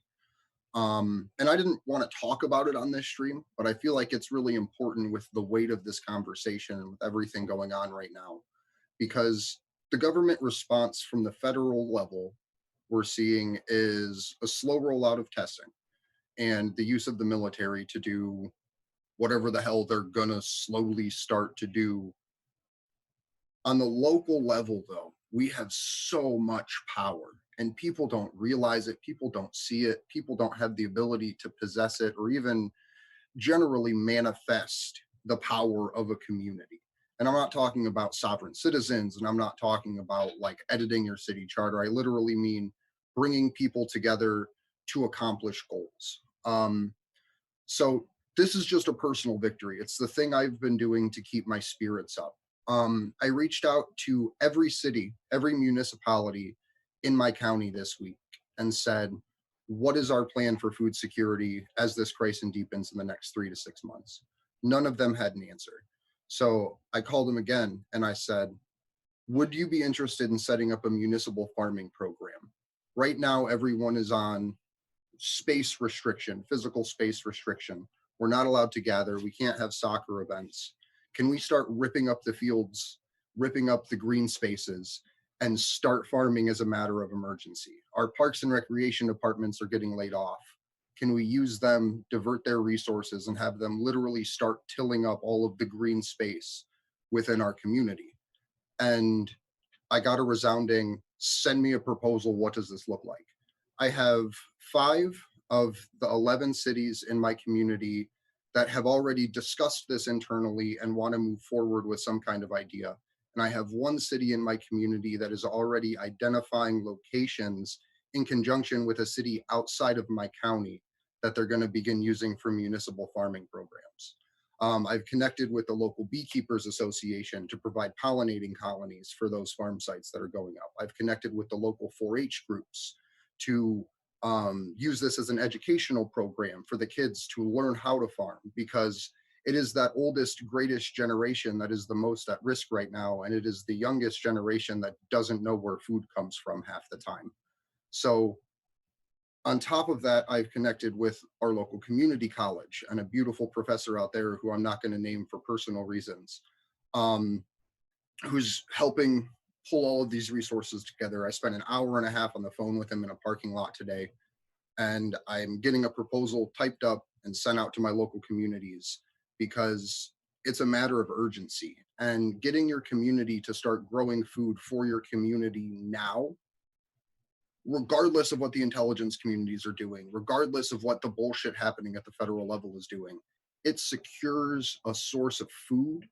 And seeing a true leader response, seeing a true equitable response to the emergencies that we're facing, because people are panicking, people are scared, we're having runs on stores.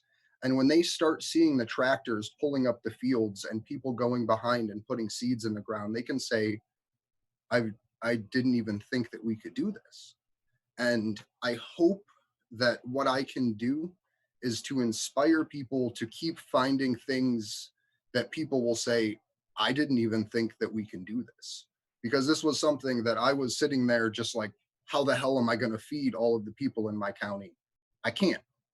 But I can get all of the people in my county to do a little bit of work to feed themselves. Because even in social isolation, I'll call it physical isolation because I hate the term social, you can have 8 people working a quarter acre of land, all spread 100 to 125 feet apart, still talking, still interacting, still building a community that we have been devastated against and lost. So I don't have a good answer. I can't stop the deep state. I can't prevent them from drone striking me today. But what I can do is try my hardest until they find a way to stop me, to return power to my city and give people something to defend when these troops come in to take it. So that's my hope, I guess, is that people can reach out into their communities and find solutions that divert the response. Because if my community's not screaming that they need help from the state and federal government, there is less of a reason for the military to come into my community. If we can secure our own food in 3 months by growing root vegetables initially, having beans grow on top of those and corn grow above it, we will have food. And this is something that Steve actually inspired me to care about. And then one of my friends reached out to me about mutual aid. And I'm going to use this entire process and working with all of these people to also talk about Julian Assange, because I'm connecting with everyone on my local level. And I'm like, yeah, I'm a Julian Assange activist. I'm really worried about press freedom, but I need to make sure we can feed everyone so I can have a community to organize in 6 months. I So totally agree, Andrew. That's one of the best things I've heard because obviously I've been telling people to get prepared. And right now, I mean, if you're listening to Andrew Cuomo, if you're living in New York like me, they're saying not 2 to 3 months anymore. They're not saying 3 to 6. They're saying 6 to 9. So the more prepared you can be, the better. I'm going to jump off the stream so you can give Ray a little bit more time. You guys are killing it. How can people support you that are in my audience other than just going to actionforassange.com? Where can they really help you out? And let's not forget this issue. You know, like you just said, we've got hardships coming up, but at the same time, we still have to press people to understand, you know, that Roger Waters interview with Tucker Carlson. It was fantastic. It's something that kind of just blew by in the wind because of everything that was happening in the country. How can people continue to support Assange and hopefully now in rapid fashion get him out of what may be a death sentence? So if you go to our website, which is horribly out of date, we still have banners up from our DC event. Our the wonderful people that help us behind the scenes have a lot of personal things going on. There's a post in there called Thursday Toolbox. I talked about it at the beginning of the stream, but it offers 3 different technologies: ResistBot, Contacting Congress, and then one other tool. And what it allows you to do, those 3 different technologies, one of them enables you to send faxes to your state and local government officials, as well as some within executive administrations. Contacting Congress gives you the addresses and phone numbers to every United States representative in the House and in the Senate. It gives you their local office phone numbers, their local office addresses. Christine, Miss Assange, has been urging people to do handwritten letters, to do polite calls of support. And then the other tool that's on there gives you the social media links: Facebook, Twitter, and YouTube, as well as the phone number for their congressional office in DC to contact them. We're all isolated. People are telling us to stay home. use these digital tools to make their office a central hub of information for Julian. Send them faxes with every news article you can find. Run them out of paper, for goodness sakes. Yeah, Thursday Toolbox. What we're hoping is at least for an hour every Thursday that people can take a little initiative to send this. I would love people to do it during the vigils so they can listen to us talk and send faxes like crazy or send tweets like crazy to these people. So get involved locally, but at the same time, make sure that we can keep our eye on the prize of getting Julian Assange out of prison. Because at the end of the day, we have so many rights to defend right now that we can bring these struggles together. And not just rights, but also people. And Julian was the king of saving people. This whole WikiLeaks cost lives is the total opposite of the truth. WikiLeaks saved lives. Julian saved lives. Julian saved lives that there was nobody else who could save. And I'm not Snowden, obviously, but also others, other journalists, other at-risk whistleblowers. Julian stepped in and intervened and saved them. And we need him back for many reasons, but also for that reason. I just want to show you something very quickly, Andrew, that I've just stumbled across, and that is that Occupy Sandy, who is a group that supported tens of thousands of people in New York City during Hurricane Sandy by setting up mutual aid centers, by commandeering warehouses, by getting people to donate the things they don't need, and then finding people who needed those things, and working with churches actually as well to find places of refuge for people who were stranded because their homes were flooded.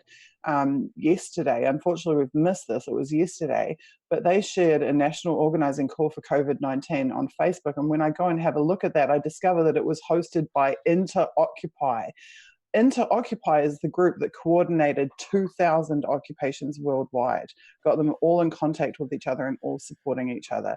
I strongly suggest that you make contact with Occupy Sandy on Twitter, and that you make contact with InterOccupy on Facebook, and you can tell them that I sent you because I've worked with both of them.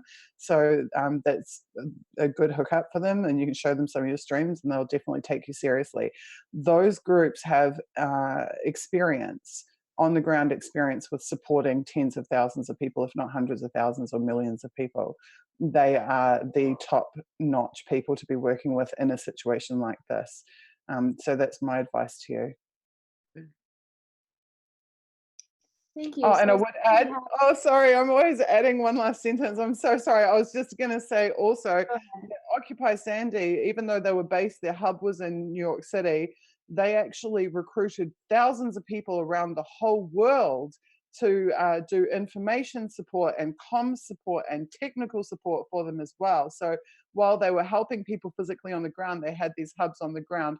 They actually created a global network of supporters to get involved and to donate and to ship things to them and all kinds, do logistics work for them and all kinds of amazing things. So if you want to do something, you know, on as large a scale as possible, I would definitely throw your efforts in and those of your network with InterOccupy and with Occupy Sandy. That's all I've got to say. yeah, some great initiatives, and we will put that in the that Twitter handle. We'll put that in the chat for you guys. So I see that we do have a question from KE Christian. That is our friend with the Denver crew, Kendra. And she is asking, this is for you, Susie, so you may want to stick around for a second. She is asking, on paper, is New Zealand worse than the United States when it comes to these types of bills? And I believe that she's referring to the ones that you were discussing that are outlined on protectsusie.com. Sure. So basically, these bills are either regurgitations of bills that have been introduced in other Five Eye countries, or they are passed in New Zealand and then replicated across the Five Eye countries. So, for example, we had the 2013 GCSB bill legalizing mass surveillance. USA had the USA Freedom Act. Aussie had the Aussie Data Retention Act. UK had the UK IP bill. Canada had the C51 CSEC changes. So the tendency is that these draconian measures are replicated across the English-speaking countries, and that's never really mentioned. It's seldom mentioned to the target country when the bill is being passed, but these governments are working in concert with each other to pass these measures. So you are highly likely with almost all, if not all, for example, the terrorism control orders that I was talking about, where the police commissioner can arbitrarily apply punishments to you without ever arresting you or taking you to court. That was passed in the UK, I believe, about 8 years ago, and then it was passed in Australia about 5 years ago. So even though it's relatively new in New Zealand in 2019, it's not a unique initiative. So I want to say it's really interesting to me that we're having very similar legislation being passed in countries that do not share any borders, really. I think that that was something that was discussed in the One versus Five Eye campaign. So I do want to kind of, do we want to go to news, guys? I did step out here for a second. I had to take care of something on my phone. So do we want to go to the news section of the evening? I think it's important maybe to touch Sure. on, again, some of the initiatives surrounding getting Julian out of Belmarsh prison, because there is such a high risk of him being really impacted by this virus, considering his health is not in the greatest of conditions, and also to being in a prison population, it's much easier to contract the virus. Steve, it seems that you do want to bring up a point, and then maybe we can move to our news section of the evening. I'd like to get Ray's thoughts on the Earn It Act, if I could. And then way back in the chat thread, there was a question to Ray specifically about what he knew about Canadian spy agencies. So if you want to take a swing at either one of those. I heard the second one about Canadian spies. Yeah. Yeah, well, I don't know much more than the next person who reads the press about Canadian spies. What was the first question you had? The Earn It Act that's being pushed through Congress right now that ends end-to-end encryption for private citizens. Yeah, yeah. Well, what can I say? I think you've said it all. I guess they don't want us to communicate securely, huh? I mean, hello, that's pretty clear. You know, I had something that I was going to offer tonight, if it were useful. Yes, please do. It might take about 7 or 8 minutes. It has to do with it has to do with this notion, and I think it's relevant and important. WikiLeaks was not available before 9/11.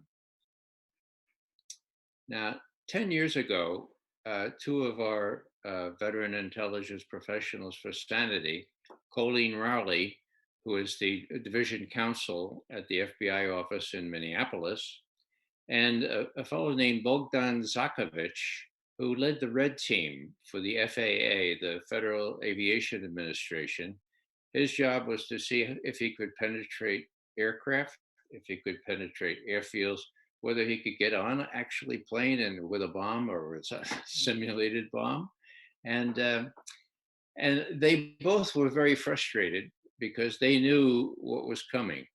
And the people they were working with were blissfully either stymied or unaware of what was coming. And so I suggested to them that they write an op-ed and see if the LA Times would print it, and they did.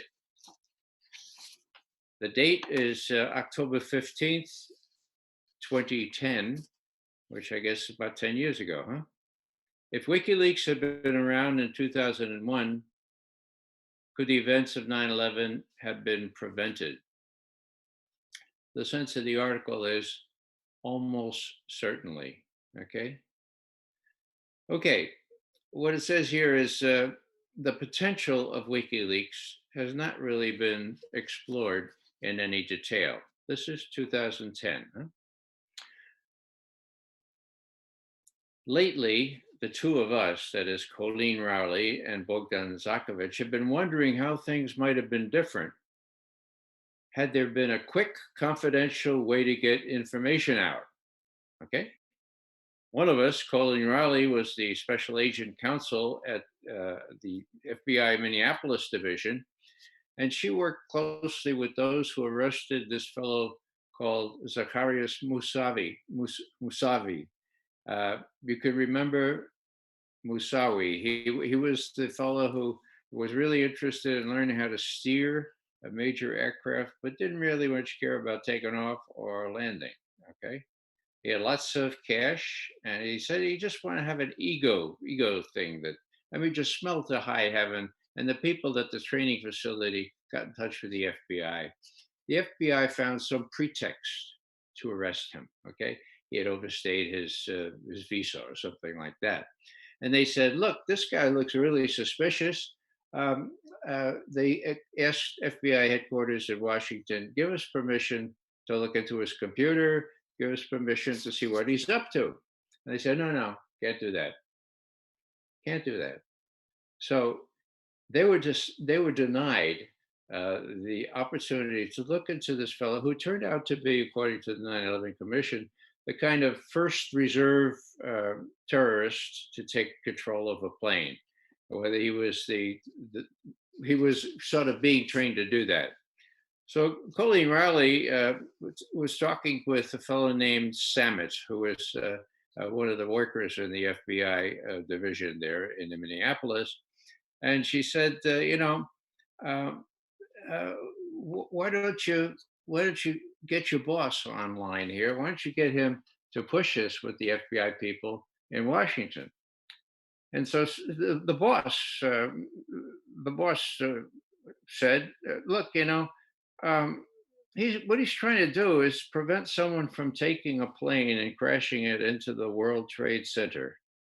Quote end quote. I'll say that again. Samet's boss pleaded with headquarters FBI in late August 2001. He was trying to keep someone, quote, keep someone from taking a plane and crashing it into the World Trade Center, end quote. Yes, he was that explicit. Later at Moussawi's trial, Samet, the agent, testified that he thought his superiors were guilty of criminal negligence. Okay, now it's a no-brainer to say that if Moussawi's arrest was publicized, or if the FBI just let these guys, the headquarters, let them look into his computer, this whole thing could have been prevented. Particularly if the other hijackers found out that that Moussawi was captured and the thing was blown. Now, the other thing has to do with Bogdan Zakrovich, who led this red team. Now, he said, let's see, we'll get this exactly right. Yeah, 9 out of 10 times it would be possible for me to smuggle weapons aboard and seize control of airplanes, but the team's reports were ignored and suppressed, and the team was shut down entirely after 9/11. Finally, the FAA was so angry at these guys for finding how vulnerable the airfields and the planes were that they started notifying the airlines before these undercover operations, this task force, red team, would go into the airports so what happened?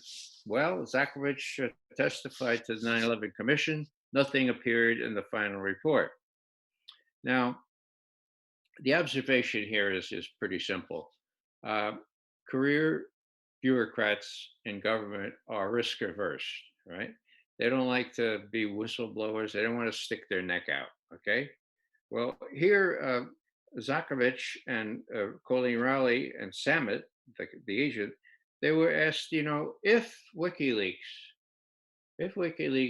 were up and running before 2001, and you being aware of all this stuff you couldn't go to the press, you're too risky to go to the press, you couldn't get your superiors to act, well, would you have gone to WikiLeaks? And they both said, yes, we would have. That's big. It's really big. It's actually equally big that the LA Times published that. Now, it's right after WikiLeaks started making impact, and these two people who were, sort of right in the field there felt this. Now, you could take that and you could take the invasion of Iraq, which we are celebrating, this week, for Pete's sake, March 20th or so, that we invaded Iraq. Now, I know that there were hundreds of intelligence analysts who knew that they didn't have any weapons of mass destruction. That it was all a construct. Now, do you suppose, and none of them, not one. There was only one intelligence analyst, two actually. One was in the UK, and that's Catherine Gunn. Hopefully, you know her story. There's a film about her now. What's it called? Official Secrets. See it. It's great. And the other one was in Australia. Andrew Wilkie, who's now a member of Parliament in the Green Party. So Catherine Gunn, you know what she did, publicized this NSA instruction to spy on others in the Security Council. What Andrew did, about a week before the attack, got up and said, you know, this is a crock. We know that this is not true. And we ought to tell we have tried to tell the prime minister, but he won't listen.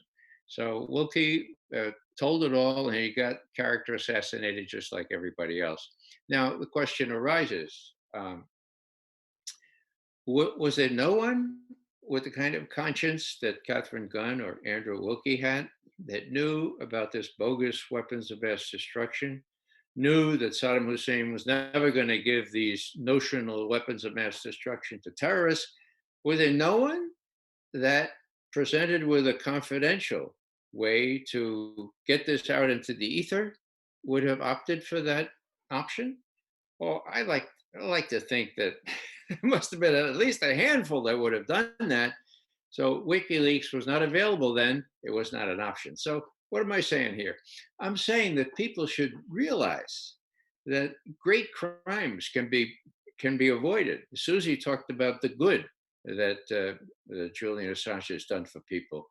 Well, there's untold good that's not going to be done if WikiLeaks is shut down, if people are intimidated by what happens to Julian Assange.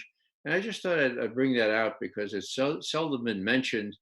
If WikiLeaks had been available before 9/11 and also before the attack on Iraq, I feel morally certain that somebody would have had the guts to say, "Well, this is chancy, but it works."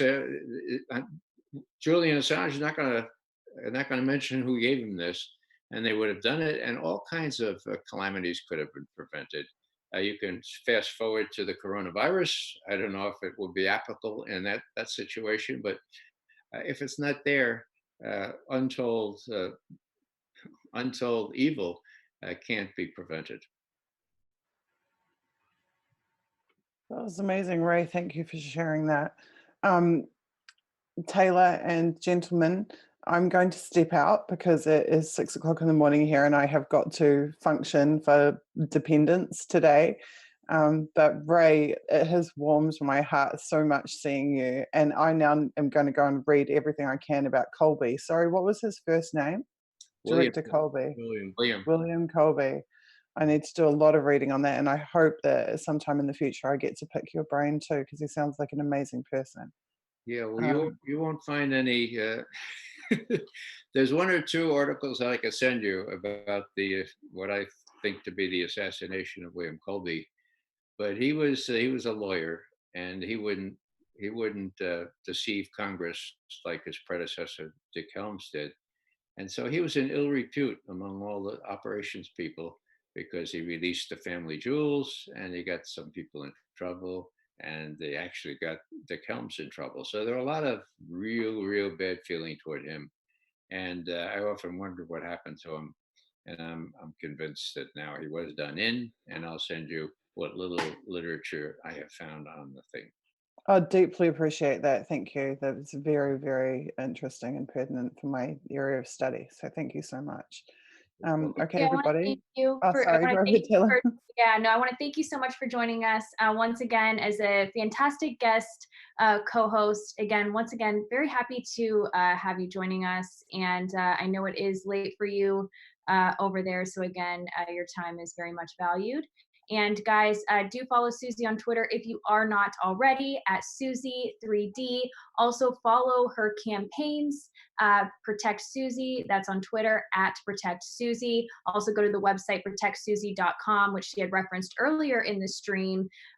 Very important information on that website. You could see more about Susie's case specifically, but then also use it as a reference for what's happening today. You could really look through her timelines and see the legislation that's being passed in New Zealand.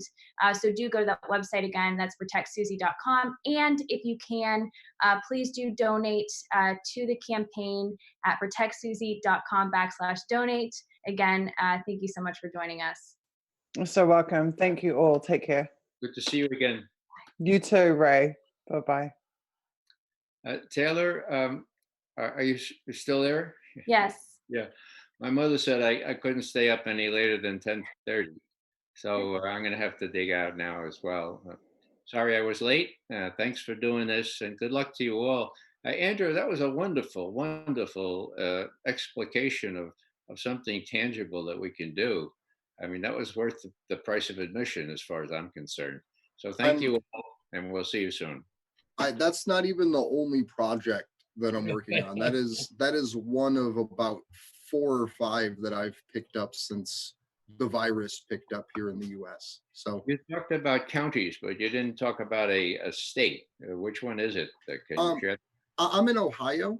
And I don't believe in central power above the municipal level personally. So for me, it's trying to return as much power back to the most direct form of government possible. And the intelligence agencies carry the slogan, never let a good crisis go to waste. I carry the same thing, except it's for creating policies that empower people as opposed to empower intelligence states. So I'm really hoping that this can start as planting seeds and metaphorically blossom into municipal banking, municipal internet, and just so many other ways that we can steal power back from the hands of our oppressors. Well, good luck on that. And goodbye to all of you. Steve. Thank you for joining us. Take care.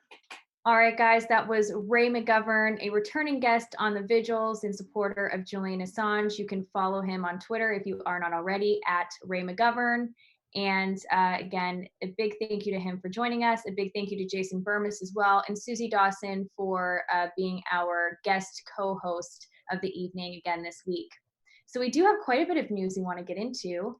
I know that we did touch on earlier about the petition that they are, the petition that is being put forth so Julian could potentially be getting out of Belmarsh prison. I know we've discussed that. It was something we wanted to talk about with the news. Also, I want to also discuss the playlist that was put together by the DEA campaign, the Don't Extradite Assange campaign. I was able to meet some of the members of that campaign while I was in London. Great people, very hardworking, put on a very effective and powerful march and presentation in London. They put together this playlist of videos, documentaries, and just things that you could watch while you're at home in self-quarantine or self-isolation, all related to Julian Assange and WikiLeaks. And here is the list that's on your screen right now. I've watched quite a bit of material related to WikiLeaks and Julian Assange and Snowden, but much of this I have not seen myself. So I'm not sure, Andrew and Steve, if you guys have had an opportunity to see some of these documentaries and movies, but if you want to maybe touch on your thoughts on this list that's being put together. So I'm super excited because I haven't seen any of these. Like, I've seen bits and pieces, I've seen audio clips out of them, but I've never sat down to watch all these. If you could keep scrolling, Steve, because I just want to show people how prolific this is at this point. Because there's tons. There is enough material here registered by hour to keep someone busy for the longest time possible. And I think it's extremely, extremely important not only to watch these yourself, but to spread these into as many groups as possible. Put these on every message board you're involved in. Put this in every Facebook group you are in. not to detract from anyone else's struggle, but to show them this is what will happen to us if we cannot free this man. This is the information this person has given us. So I just want to emphasize the fact that these documentaries, and it keeps going, like it even goes down into the TV show that he did on RT that was turned into cypherpunks. And it's just so powerful. Something that we're trying to figure out here on the back end technologically is how we can actually do watch parties to where we can't stream these because they're copyrighted from places across the world, and we literally cannot stream them. They'll rip our channel down. They'll take away our streaming privileges, what sucks to have to say. But we're trying to find other avenues to distribute this information in a way that we can get together like we do for vigils to watch them. It just won't be on a live on YouTube or Rockfin or Periscope, but we're working on other possible options that aren't violating copyright law, because the last thing we want is copyright strikes or literal charges because we shared videos from sources that people still own the rights to. What we can do though is organize general watch parties through the Action for Assange Discord server, which you guys should join, by the way. Somebody can throw a link to that into the chat. That would be awesome. Yeah, and to explain a little bit about the Discord server, if you are not familiar with Discord, it is a way for all of us to communicate with one another, and any skills or talents that you have, whether that be editing video or putting together graphics, or just doing some research for us, or if you want to get involved in activism and speak with the three of us directly, you can do so on the Discord server, and we will put that link in the chat for you guys. And it really helps us with our vigils and using your unique talents to help with the show, and then also to kind of bounce ideas for different actions you can take to help the situation is really important too. So we'll put that link again in the chat. So that, again, we were just showing you was the DEA campaign list of videos that you can watch while you're in isolation. So it's a really clever idea on their part. I know that there are some other items of news that we did want to get into. I also want to bring up this fact. Again, I did step out for a second, so my apologies if this was brought up earlier in the show. But as far as London goes and what's taking place at this hearing, the Daily Mail has reported that criminal trials expected to last more than 3 days are to be postponed over the coronavirus. Now, Assange's court appearance isn't really a trial, it's a hearing, so I don't know if this is subject to the same sort of restrictions here. And again, this is for cases that are due to start before the end of April. In this case in particular, this hearing has already started already, so I don't know if it's subject now. I've got that. I've got that set up for you guys. Yeah, so I mean, again, this is something that we're going to be keeping an eye on, keeping you posted about as far as being able to get to London again in May. We're just going to see. Honestly, I can't really say either way. The situation is changing daily. In fact, it's changing hourly, to be honest. And there's a lot of speculation and things we think are going to happen don't happen. And then another thing too is that we have a very unpredictable president right now who, just remember, 2 weeks ago said this was not a big deal, who is now on the verge of calling for a mass quarantine. And I think it's just important to remember that this is a very uncertain situation. Not only that, but he's going to out-left the left. Yeah. He's going to hand out universal basic income checks while ordering martial law and killing end-to-end encryption. Like the term there is actually pre-existing in history. It's called National Socialism. Yeah. And I don't know if people are aware, but what that means or what that comes from is the Nazi Party, the National Socialist Party in Germany, where they used their ability to wage global war to expand their internal surveillance state, provide resources to the population that they found most convenient to have around for their labor exploitation, while at the same time murdering a shitload of people called the Holocaust. But were able to roll out social programs well enough that they were able to continue the gravy train until someone stepped in. So just to kind of define the term National Socialists there, because we have the Democratic Socialists and the Nationalists are now pushing the socialist policies. So kind of do some math and you figure out like, this is bad. I mean, look, Taylor's face is like, she just looks like, whoa. Yeah, it is. Andrew, you really pieced together this stuff very well. I was also just, yeah, I mean, this is just so insane. I honestly, on a personal note, I cannot believe what is happening right now. Like, I mean, I can believe it, but it's really shocking. And I want to thank like you two in particular and our group chat and Signal, they know who they are, for helping us get through this, because I'm seeing this play out is so frightening to me. And it's really, really scary to see people, here I go again, in independent media that are like calling for mass quarantines and who are suggesting that the government should have done something a long time ago as far as urging everybody and requiring everybody to quarantine themselves. That is so problematic. You are part of the problem if you are advocating for this. And I'm not speaking for everybody here. I'm speaking for myself no, here. that's a fucking problem. Okay. Well, I just wanted That's to a put that out goddamn there. problem. If you're using your weight as a social media influencer and that time is spent screaming about we should have quarantine camps, people should be on lockdown, shit like that, dude, and you want to call yourself like any kind of lefty or libertarian or anything like that, you're out of your fucking mind.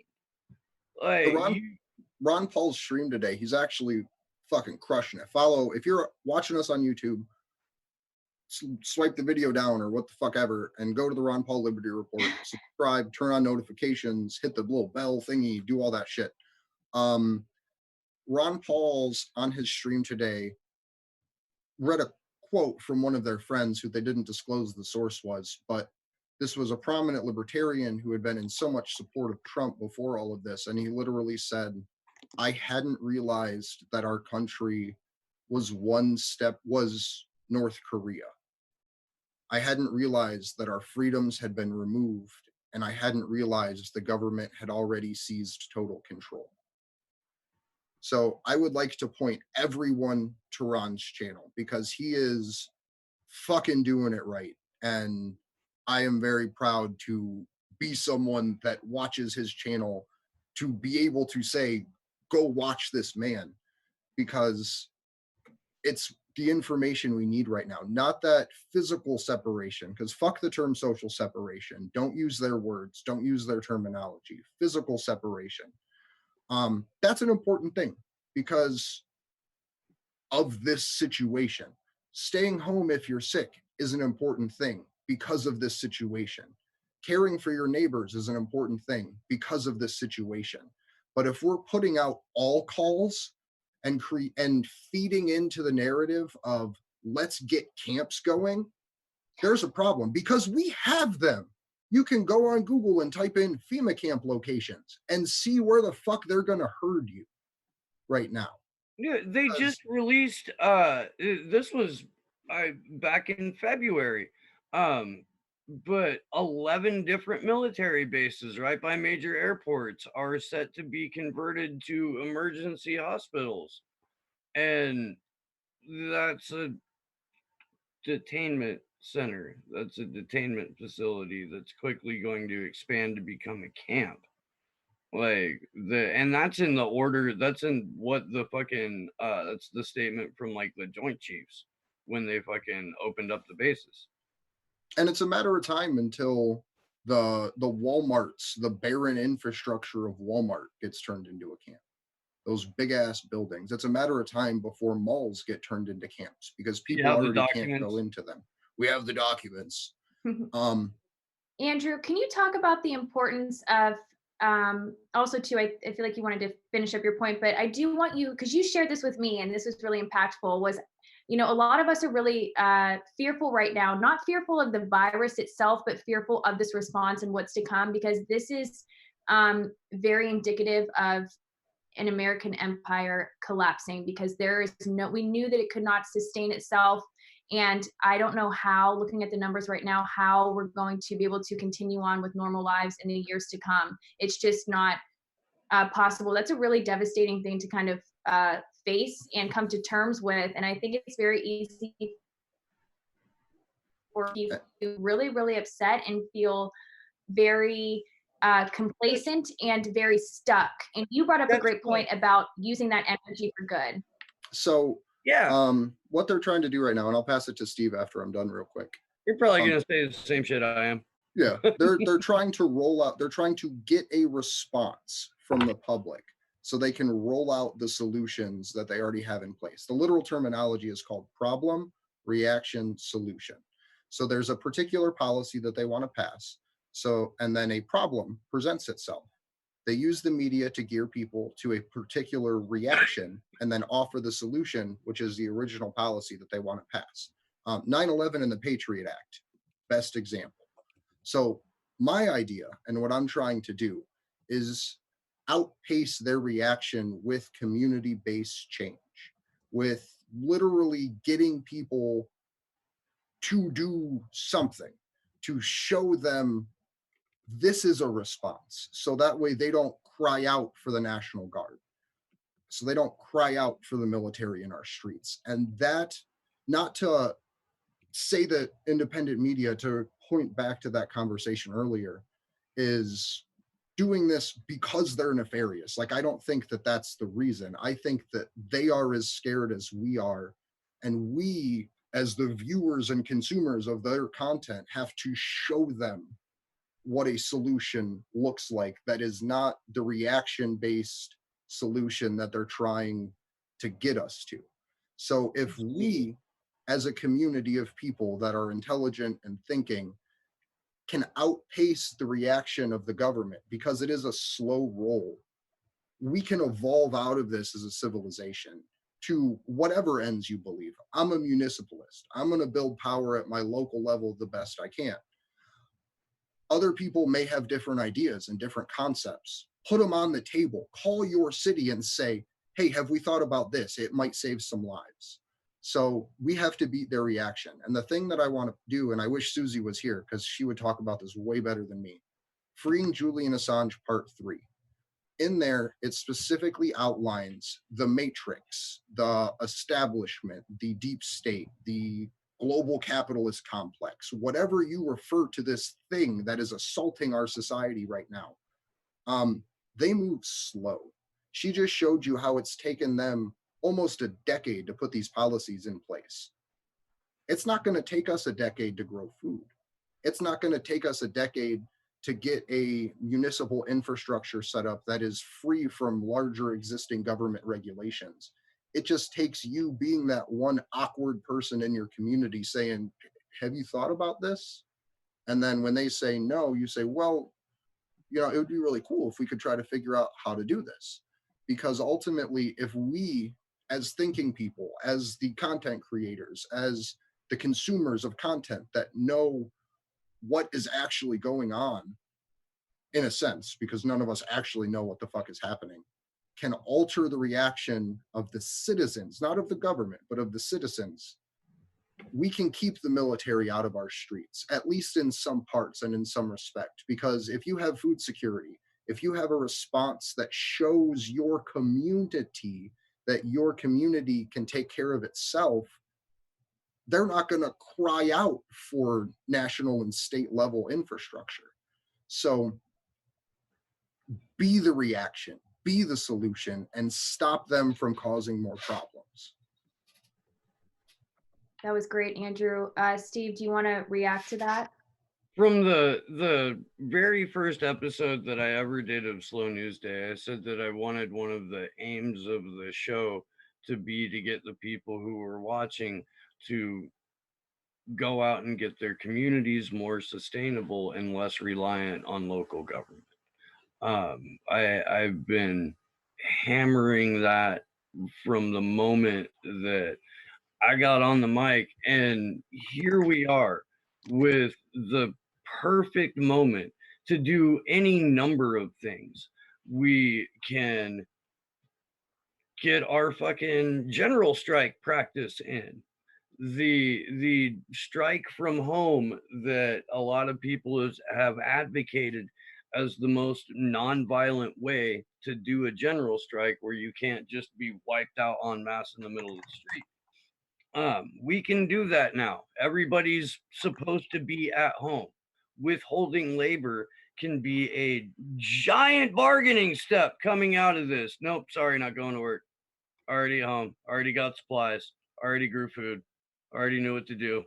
Yeah, you know. So that can happen. We can, along with sharing a WikiLeaks playlist, we can circulate the teach-ins that we were going to do live, so we can help educate people more and more about Julian Assange. If you are a member of an activist group, please put us in touch with whoever your chapter head is, because we'd like to send those to the chapter heads so they can then be distributed throughout the membership list.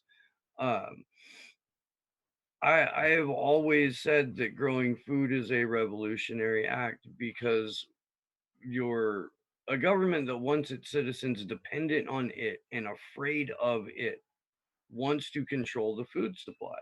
And when we've got food coming in from different countries that we can grow here, when we've got food rotting in the fields because it needs to meet a set amount of market price,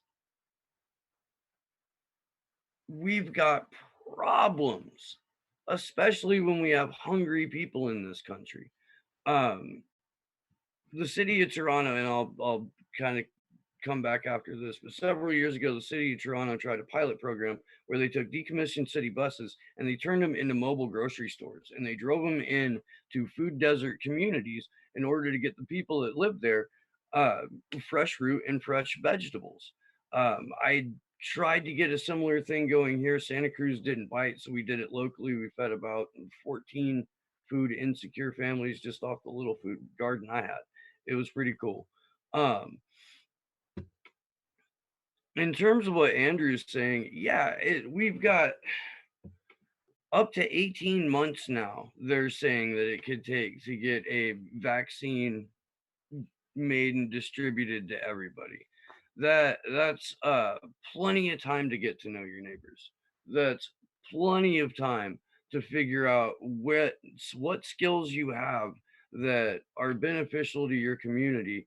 That I'm Because look, man, if we're only getting a little bit of UBI, what do we do with that? We're going to have to survive on a lot more barter. We're going to have to trade labor for labor. We're going to have, it like that's. I live in a small town.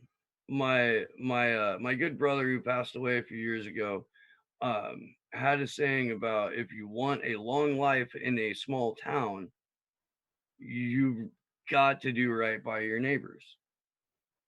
Well, all of our towns are about to get real small, but our community is about to get way bigger. That's kind of how I want you to think about that.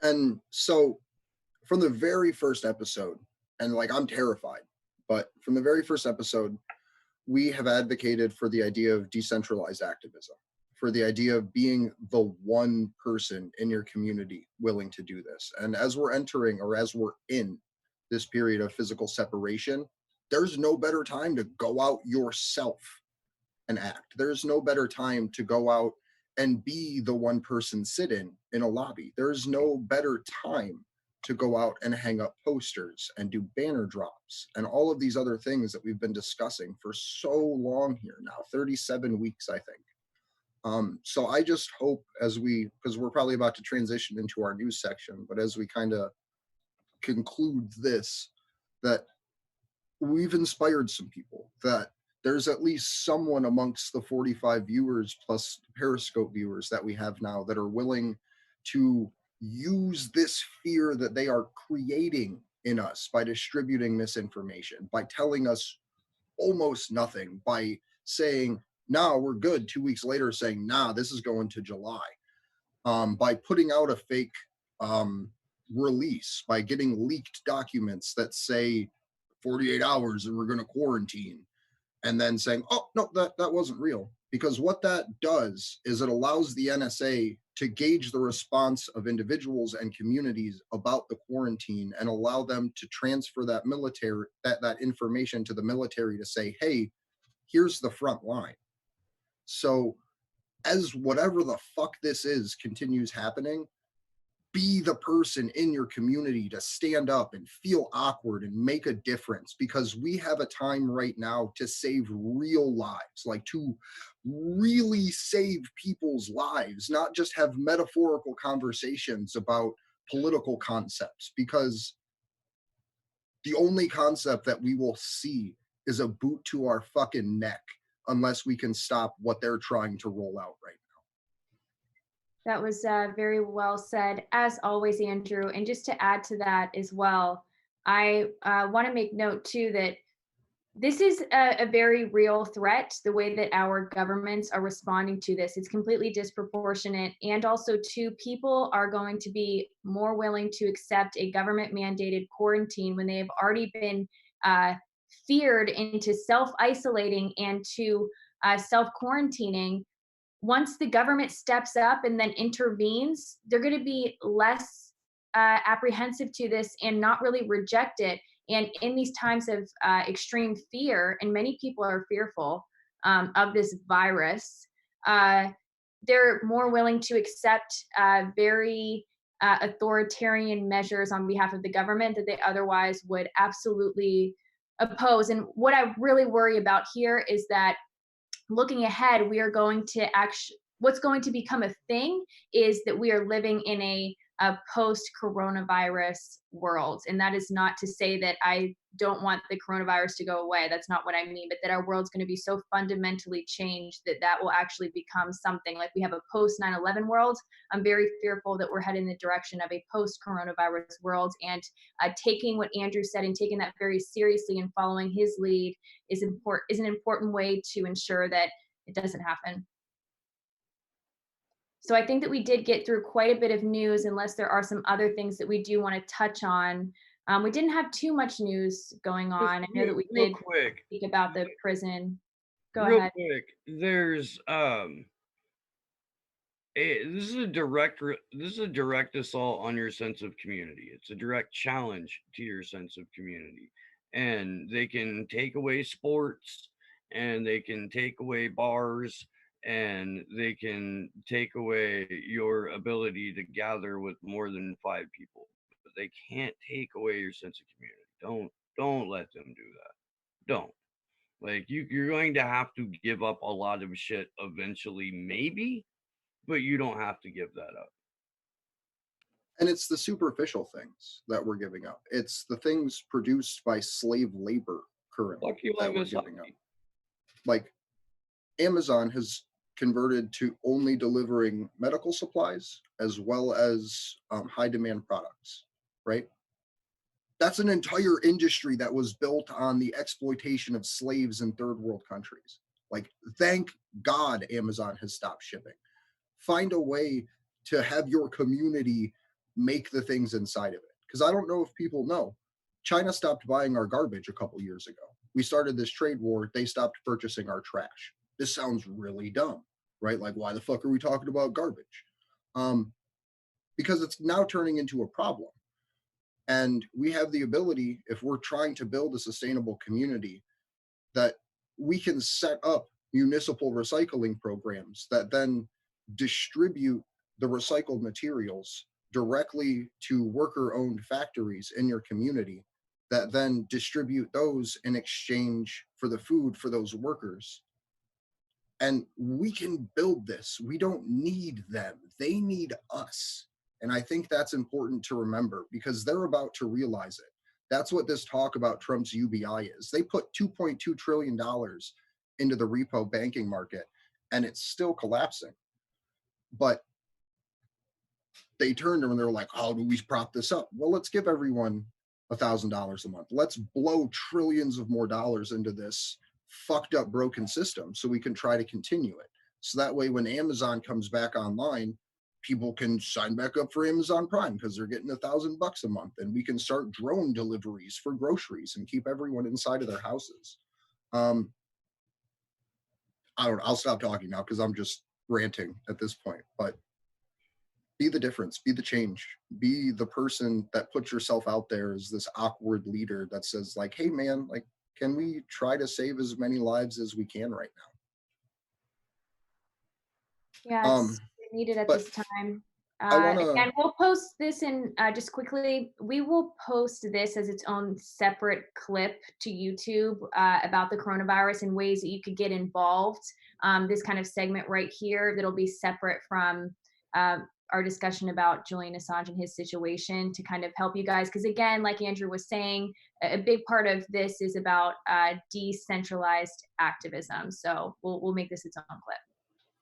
and so I want to talk a little bit about, because they put out a beautiful press release, Doctors for Assange, to get back to the topic on hand and to why everyone's here.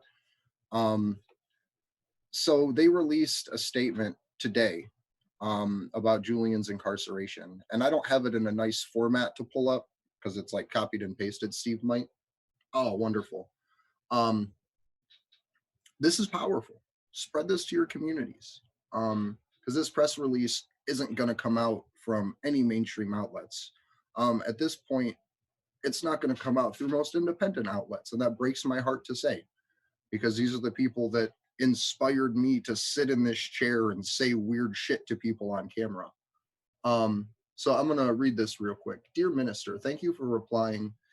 Thank you for your reply dated 18 February 2020 to our correspondence of 15 November 2019 and 1 February 2020 to accompany our letter published in the Lancet regarding the health and human rights of Julian Assange.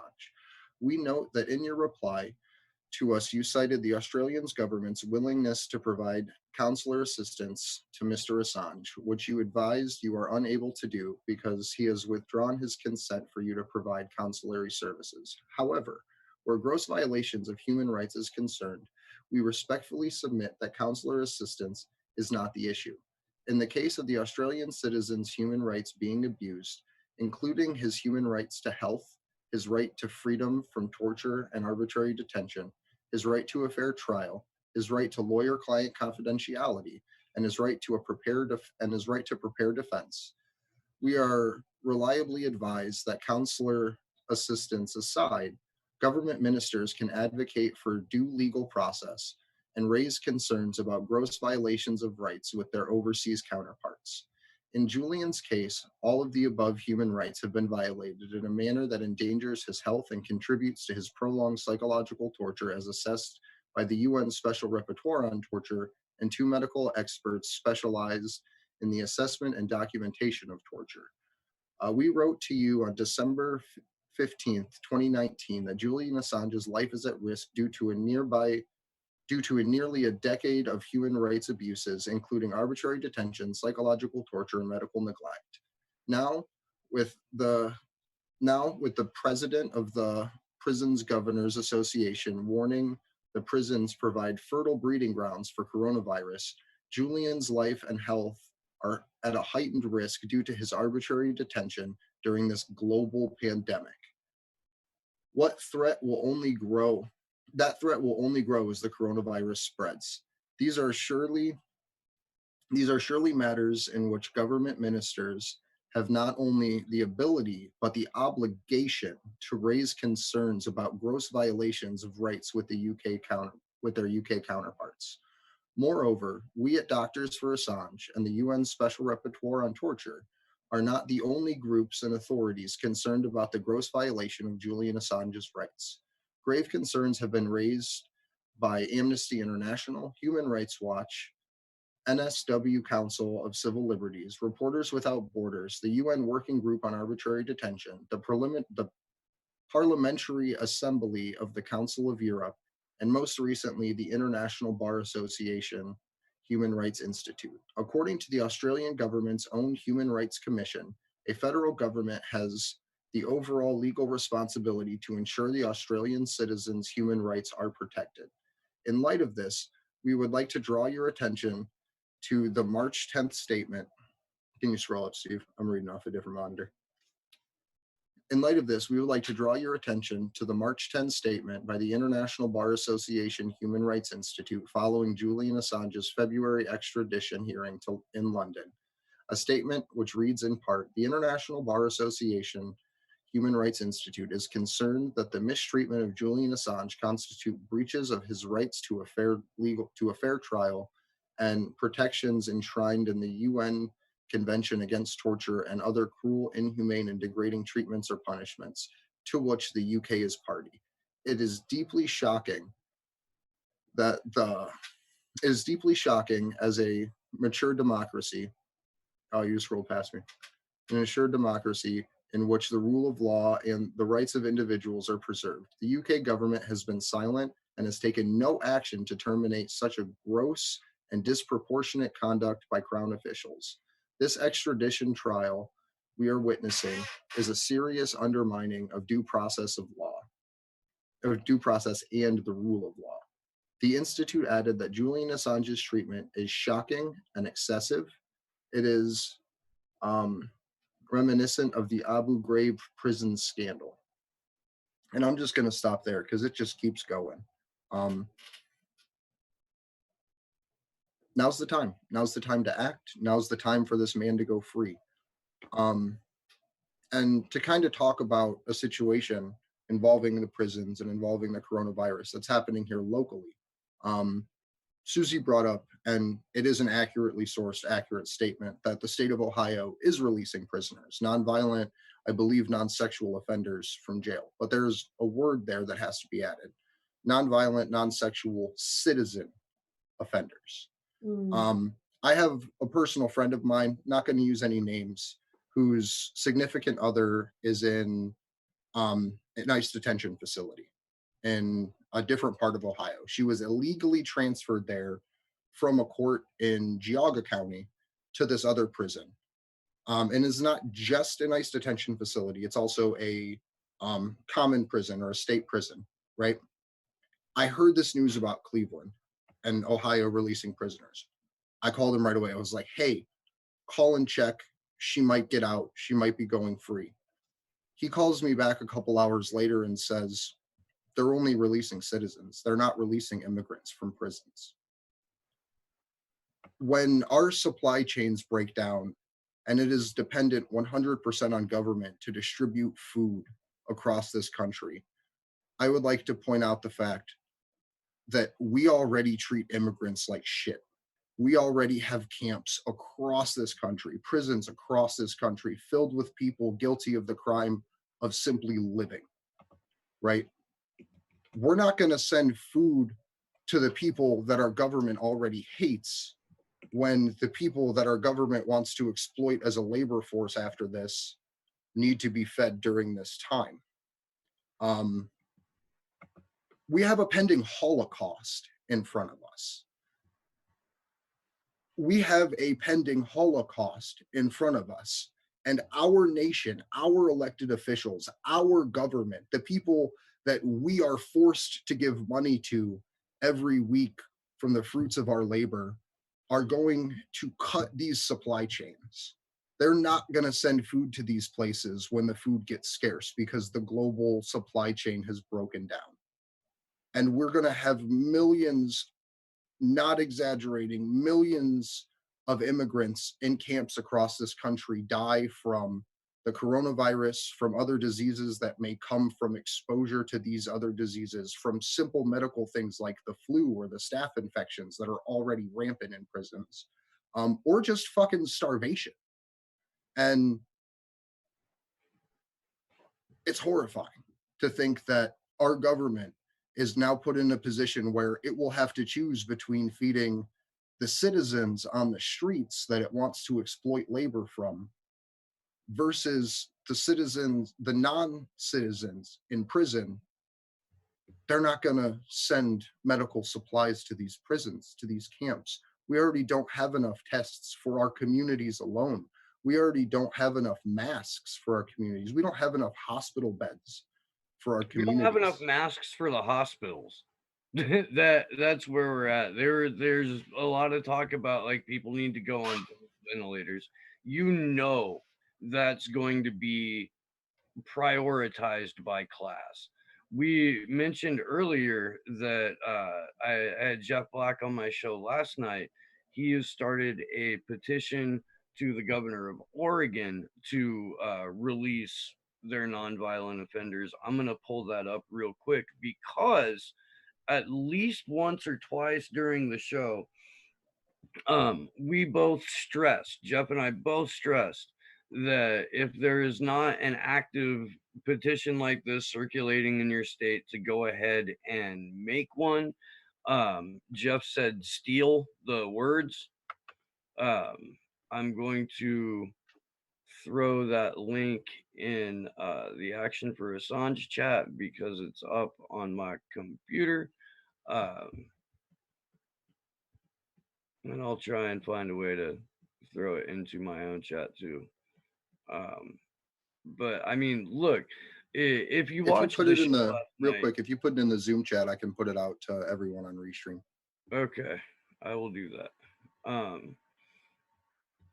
If you watched the show last night, like we echoed a good bit of what Andrew just said, but took it a little bit further too. The purpose of a county jail is completely different from a prison. This is what Jeff's petition is about, is to release nonviolent offenders from jails. Because in jails, most of the people that are there because they can't afford to bail themselves out and are waiting to go to court. In about half of the states, 60 to 80% of a jail's population is people just waiting to go to court. Short time offenders, most nonviolent offenders, or the most nonviolent offenders in terms of per capita per inmate. There's no reason to, other than to actively engage in a Holocaust. Like more often than not, these people are going to have some place to go. If they don't, Gavin Newsom has promised that homeless people will be able to have some place to stay indoors. I don't know how exactly that's going to pan out. I do know there's a whole lot of empty houses, and 3 nationally for every 1 homeless person. I'm sure we can figure something out. I always like George Carlin's idea where you just let homeless people take over golf courses and they can build tiny homes there.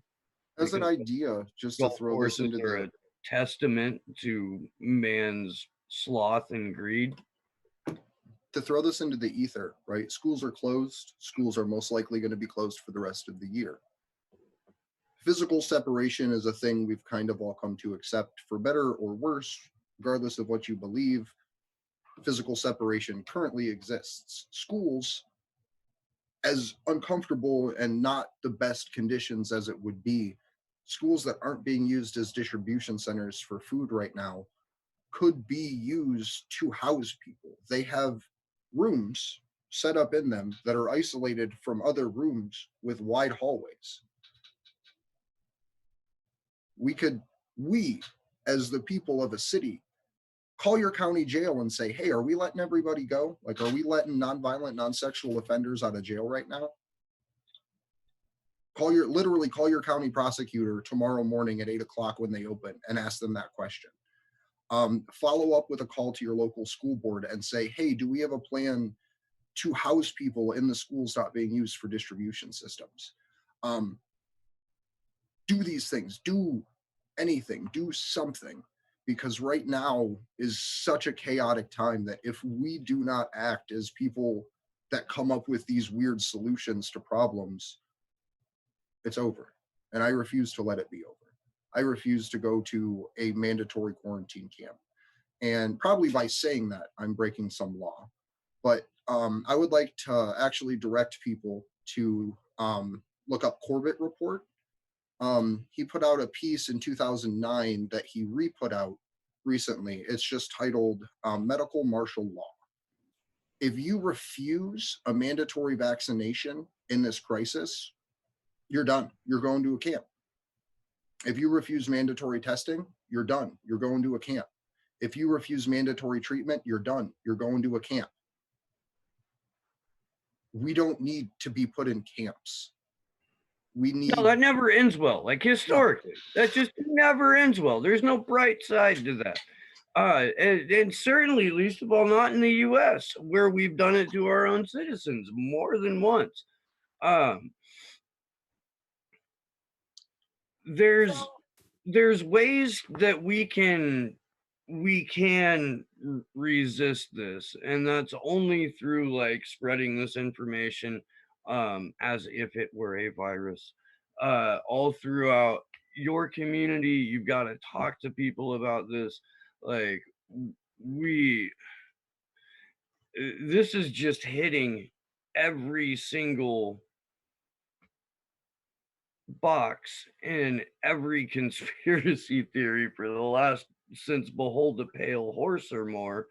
And it's I mean, that's why you see, you know, a fair amount of people on YouTube that are fucking uncomfortable. We're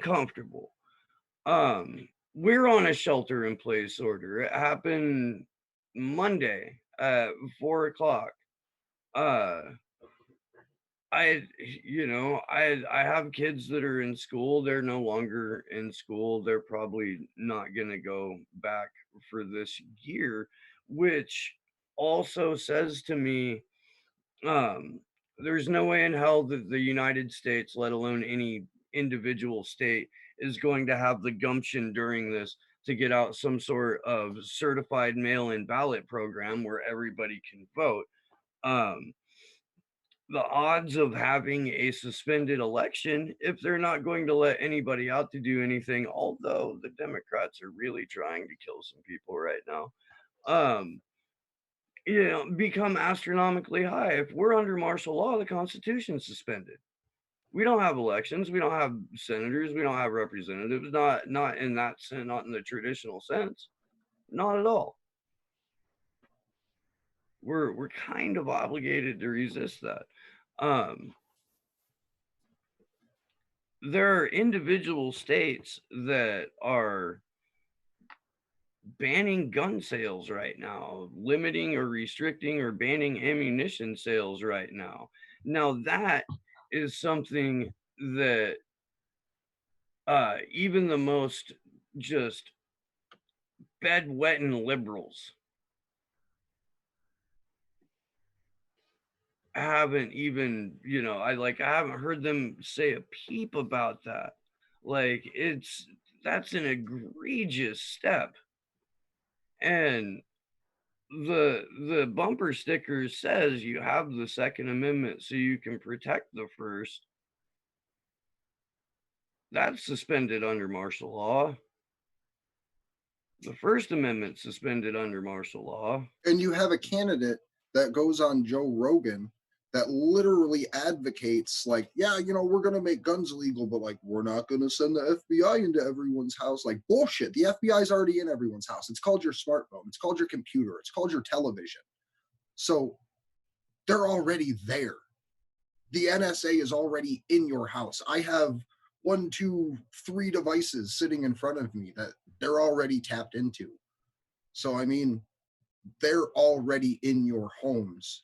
And at this point, they're going to be the ones violating the physical separation orders because they're going to be the ones that come in and drag you the fuck out, drag me the fuck out, drag Jimmy Dore the fuck out, drag Lee Camp, who's already labeled as a foreign state fucking actor, out. And it doesn't matter if you make $100 million a year or $20,000 a year. We're all the same fucking cattle to these people. And they don't think about us in terms of population. They think about us in terms of density and what they need to produce. Yeah, I mean, great points from you guys. Again, really, really great stuff here. I did step out earlier when we were talking quite extensively about the coronavirus. I'm not sure if anything I add is going to be something that has already been stated. I don't want to be repetitious here, but again, this response here is completely disproportionate to the real threat. I think I would say that it's quite likely that they do not want to know the real number of people being impacted by this. And it's very obvious that there is either something that is known about this virus that the public doesn't know, or this virus is used as an excuse and as a way to kind of create a perfect situation so some very authoritarian legislation can be put into place that they've kind of wanted for some time. And that's very conspiratorial. I understand that. But if you look at what's happening, nothing makes sense. It doesn't add up. And I think also, too, I saw this on Twitter from a reputable source was retweeting this, was that any disinformation or quote what's considered disinformation or any sort of questioning of the US government's measures to combat this virus would be taken off of YouTube, and potentially, you know, accounts would be shut down over this. It's all of this is so frightening, but again, I think the greater message here is that we really need to do something to prevent the potential chaos that we could be experiencing. And again, I would say, at least for myself, Andrew and I have talked about this. If there is a shelter-in-place order in Ohio, we are actively going to make a stance and combat that and be very public on purpose. And they can't stop us really, because there isn't enough police, at least at this point, to prevent people from doing so. And I just, Is I your don't think state any of not this- one of the 18 plus states where the National Guard's already been called up? Because mine is. I don't think they've been called in Ohio, have they? I have no proof either direction. I had some reports of people saying they saw a shitload of helicopters. I've had reports seen of any of people that that. I work with saying they've seen Humvee caravans down highways. But I have no confirmation either way. There's speculations of sites where they're at, but those are known, like open public, hey, this is just a National Guard base. So I'm not positive, but that's how they do this, is through secrecy and through fear. Yeah, and a lot of people will go along with it. It's amazing. It's really amazing. Young people who are otherwise quote unquote progressive free thinkers are practicing social distancing. It's outrageous to me. It's ridiculous. And it does get me a little bit fired up. But I think that we've hit all of our news for the evening, but I want to give you guys an opportunity for some last statements before we go around and close out if there's anything else that you want to touch on or really drive home before we do that. Yeah, before we close out, we played this at the beginning of a couple vigils. I really love it. It's like the greatest thing in the world to me. So I'm going to play Chelsea Manning's campaign ad from 2018 that wasn't played enough at all. So let me get this pulled up here real quick.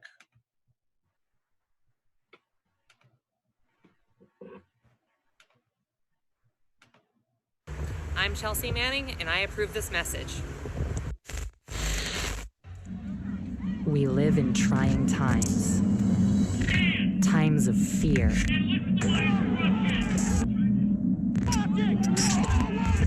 Of suppression.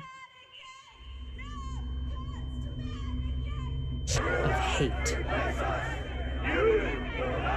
We don't need more or better leaders. We need someone willing to fight. We need to stop asking them to give us our rights. They won't support us. They won't compromise. We need to stop expecting that our systems will somehow fix themselves. We need to actually take the reins of power from them. We need to challenge them at every level. We need to fix this. We don't need them anymore. We can do better. You're damn right we got this.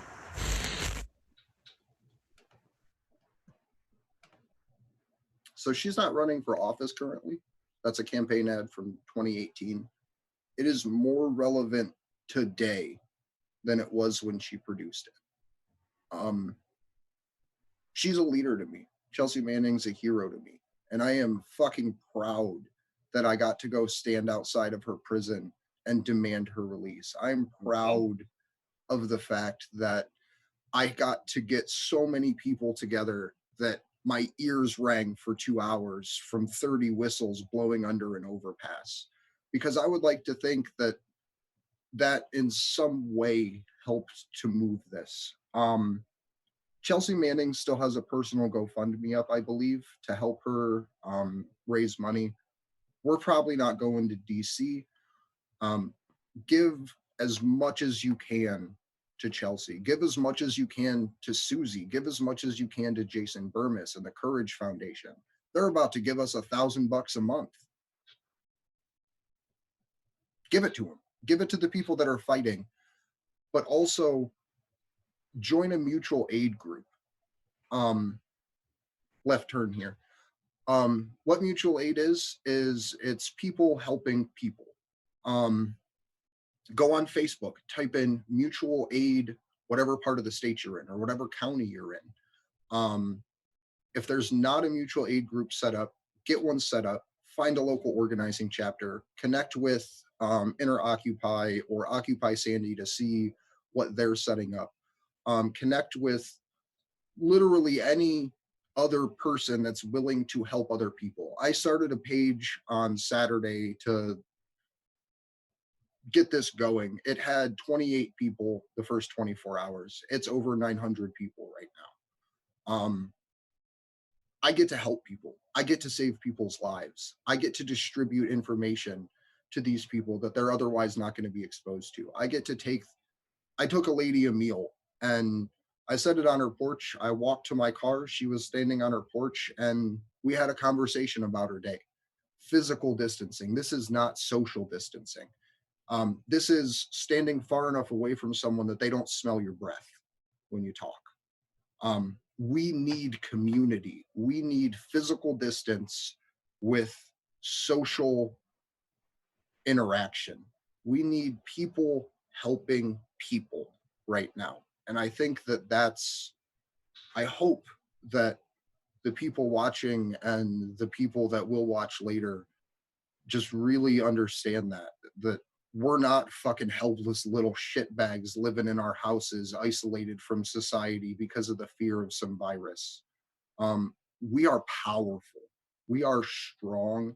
And courage is way more contagious than the coronavirus ever will be. So get out in your streets, talk to your local officials. All of them are answering their phones because they're not in their offices, and make a difference for your community. So that way, when they come down to it to respond with the military, the only reason that they would be there is to take the resources and the power that you have developed in that community and give your community something to defend. Give them a reason to come together, regardless of what party they're on or what sports team they love to watch on Sundays. Give your community a reason to be a community again. And if the 40 people that are watching right now are in different counties across the country, that's 40 counties that we can develop a food sustainability program, because the infrastructure is there. There just has to be one person to make a call to get it all turned on and activated. I started on Monday, it's Wednesday. I'm probably going to see groundbreaking 2 weeks from now, turning soccer fields, because of physical distancing that aren't being used, into a place that the food for this community is going to grow. Be the change, be the difference. Courage is way more contagious than the coronavirus.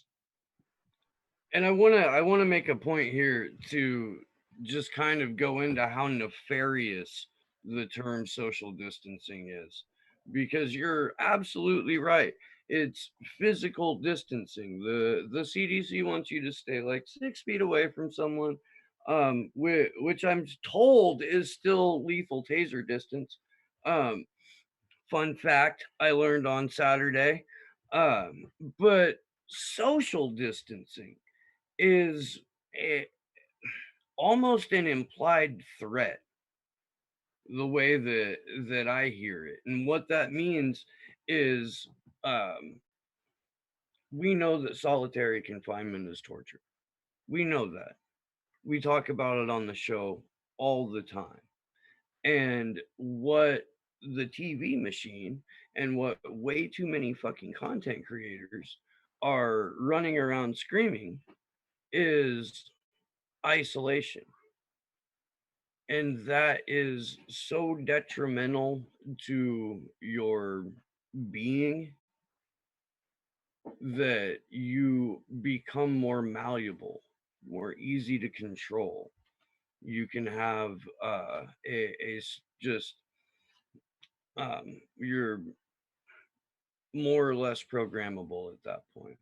And that's why the term social distancing is being thrown out by every media outlet. It's what if that doesn't scream agency buzzwords to you, it should, and I hope it does now, because Andrew's absolutely right. Physical distancing when there is a virus that is, you know, apparently killing several thousand people now, you want to be out of range of it. It's an aerosolized virus, which means it travels through the air. So you can pick it up, you know, X amount of feet away from someone. You respect your personal space. There's a lot of people that probably need to learn how to respect personal space in the first place. Now that we've learned how to wash our hands, next week we'll go to shapes and colors, you know? Like, this is what the country is going through right now. Having to be taught how to wash their hands, being taught how to not just get right up on somebody. Like, this is a 50, 60-year war on education coming to fruition right fucking now. And we have never been more propagandized. We've never been easier to control, driven to division, driven to distraction than we are right now.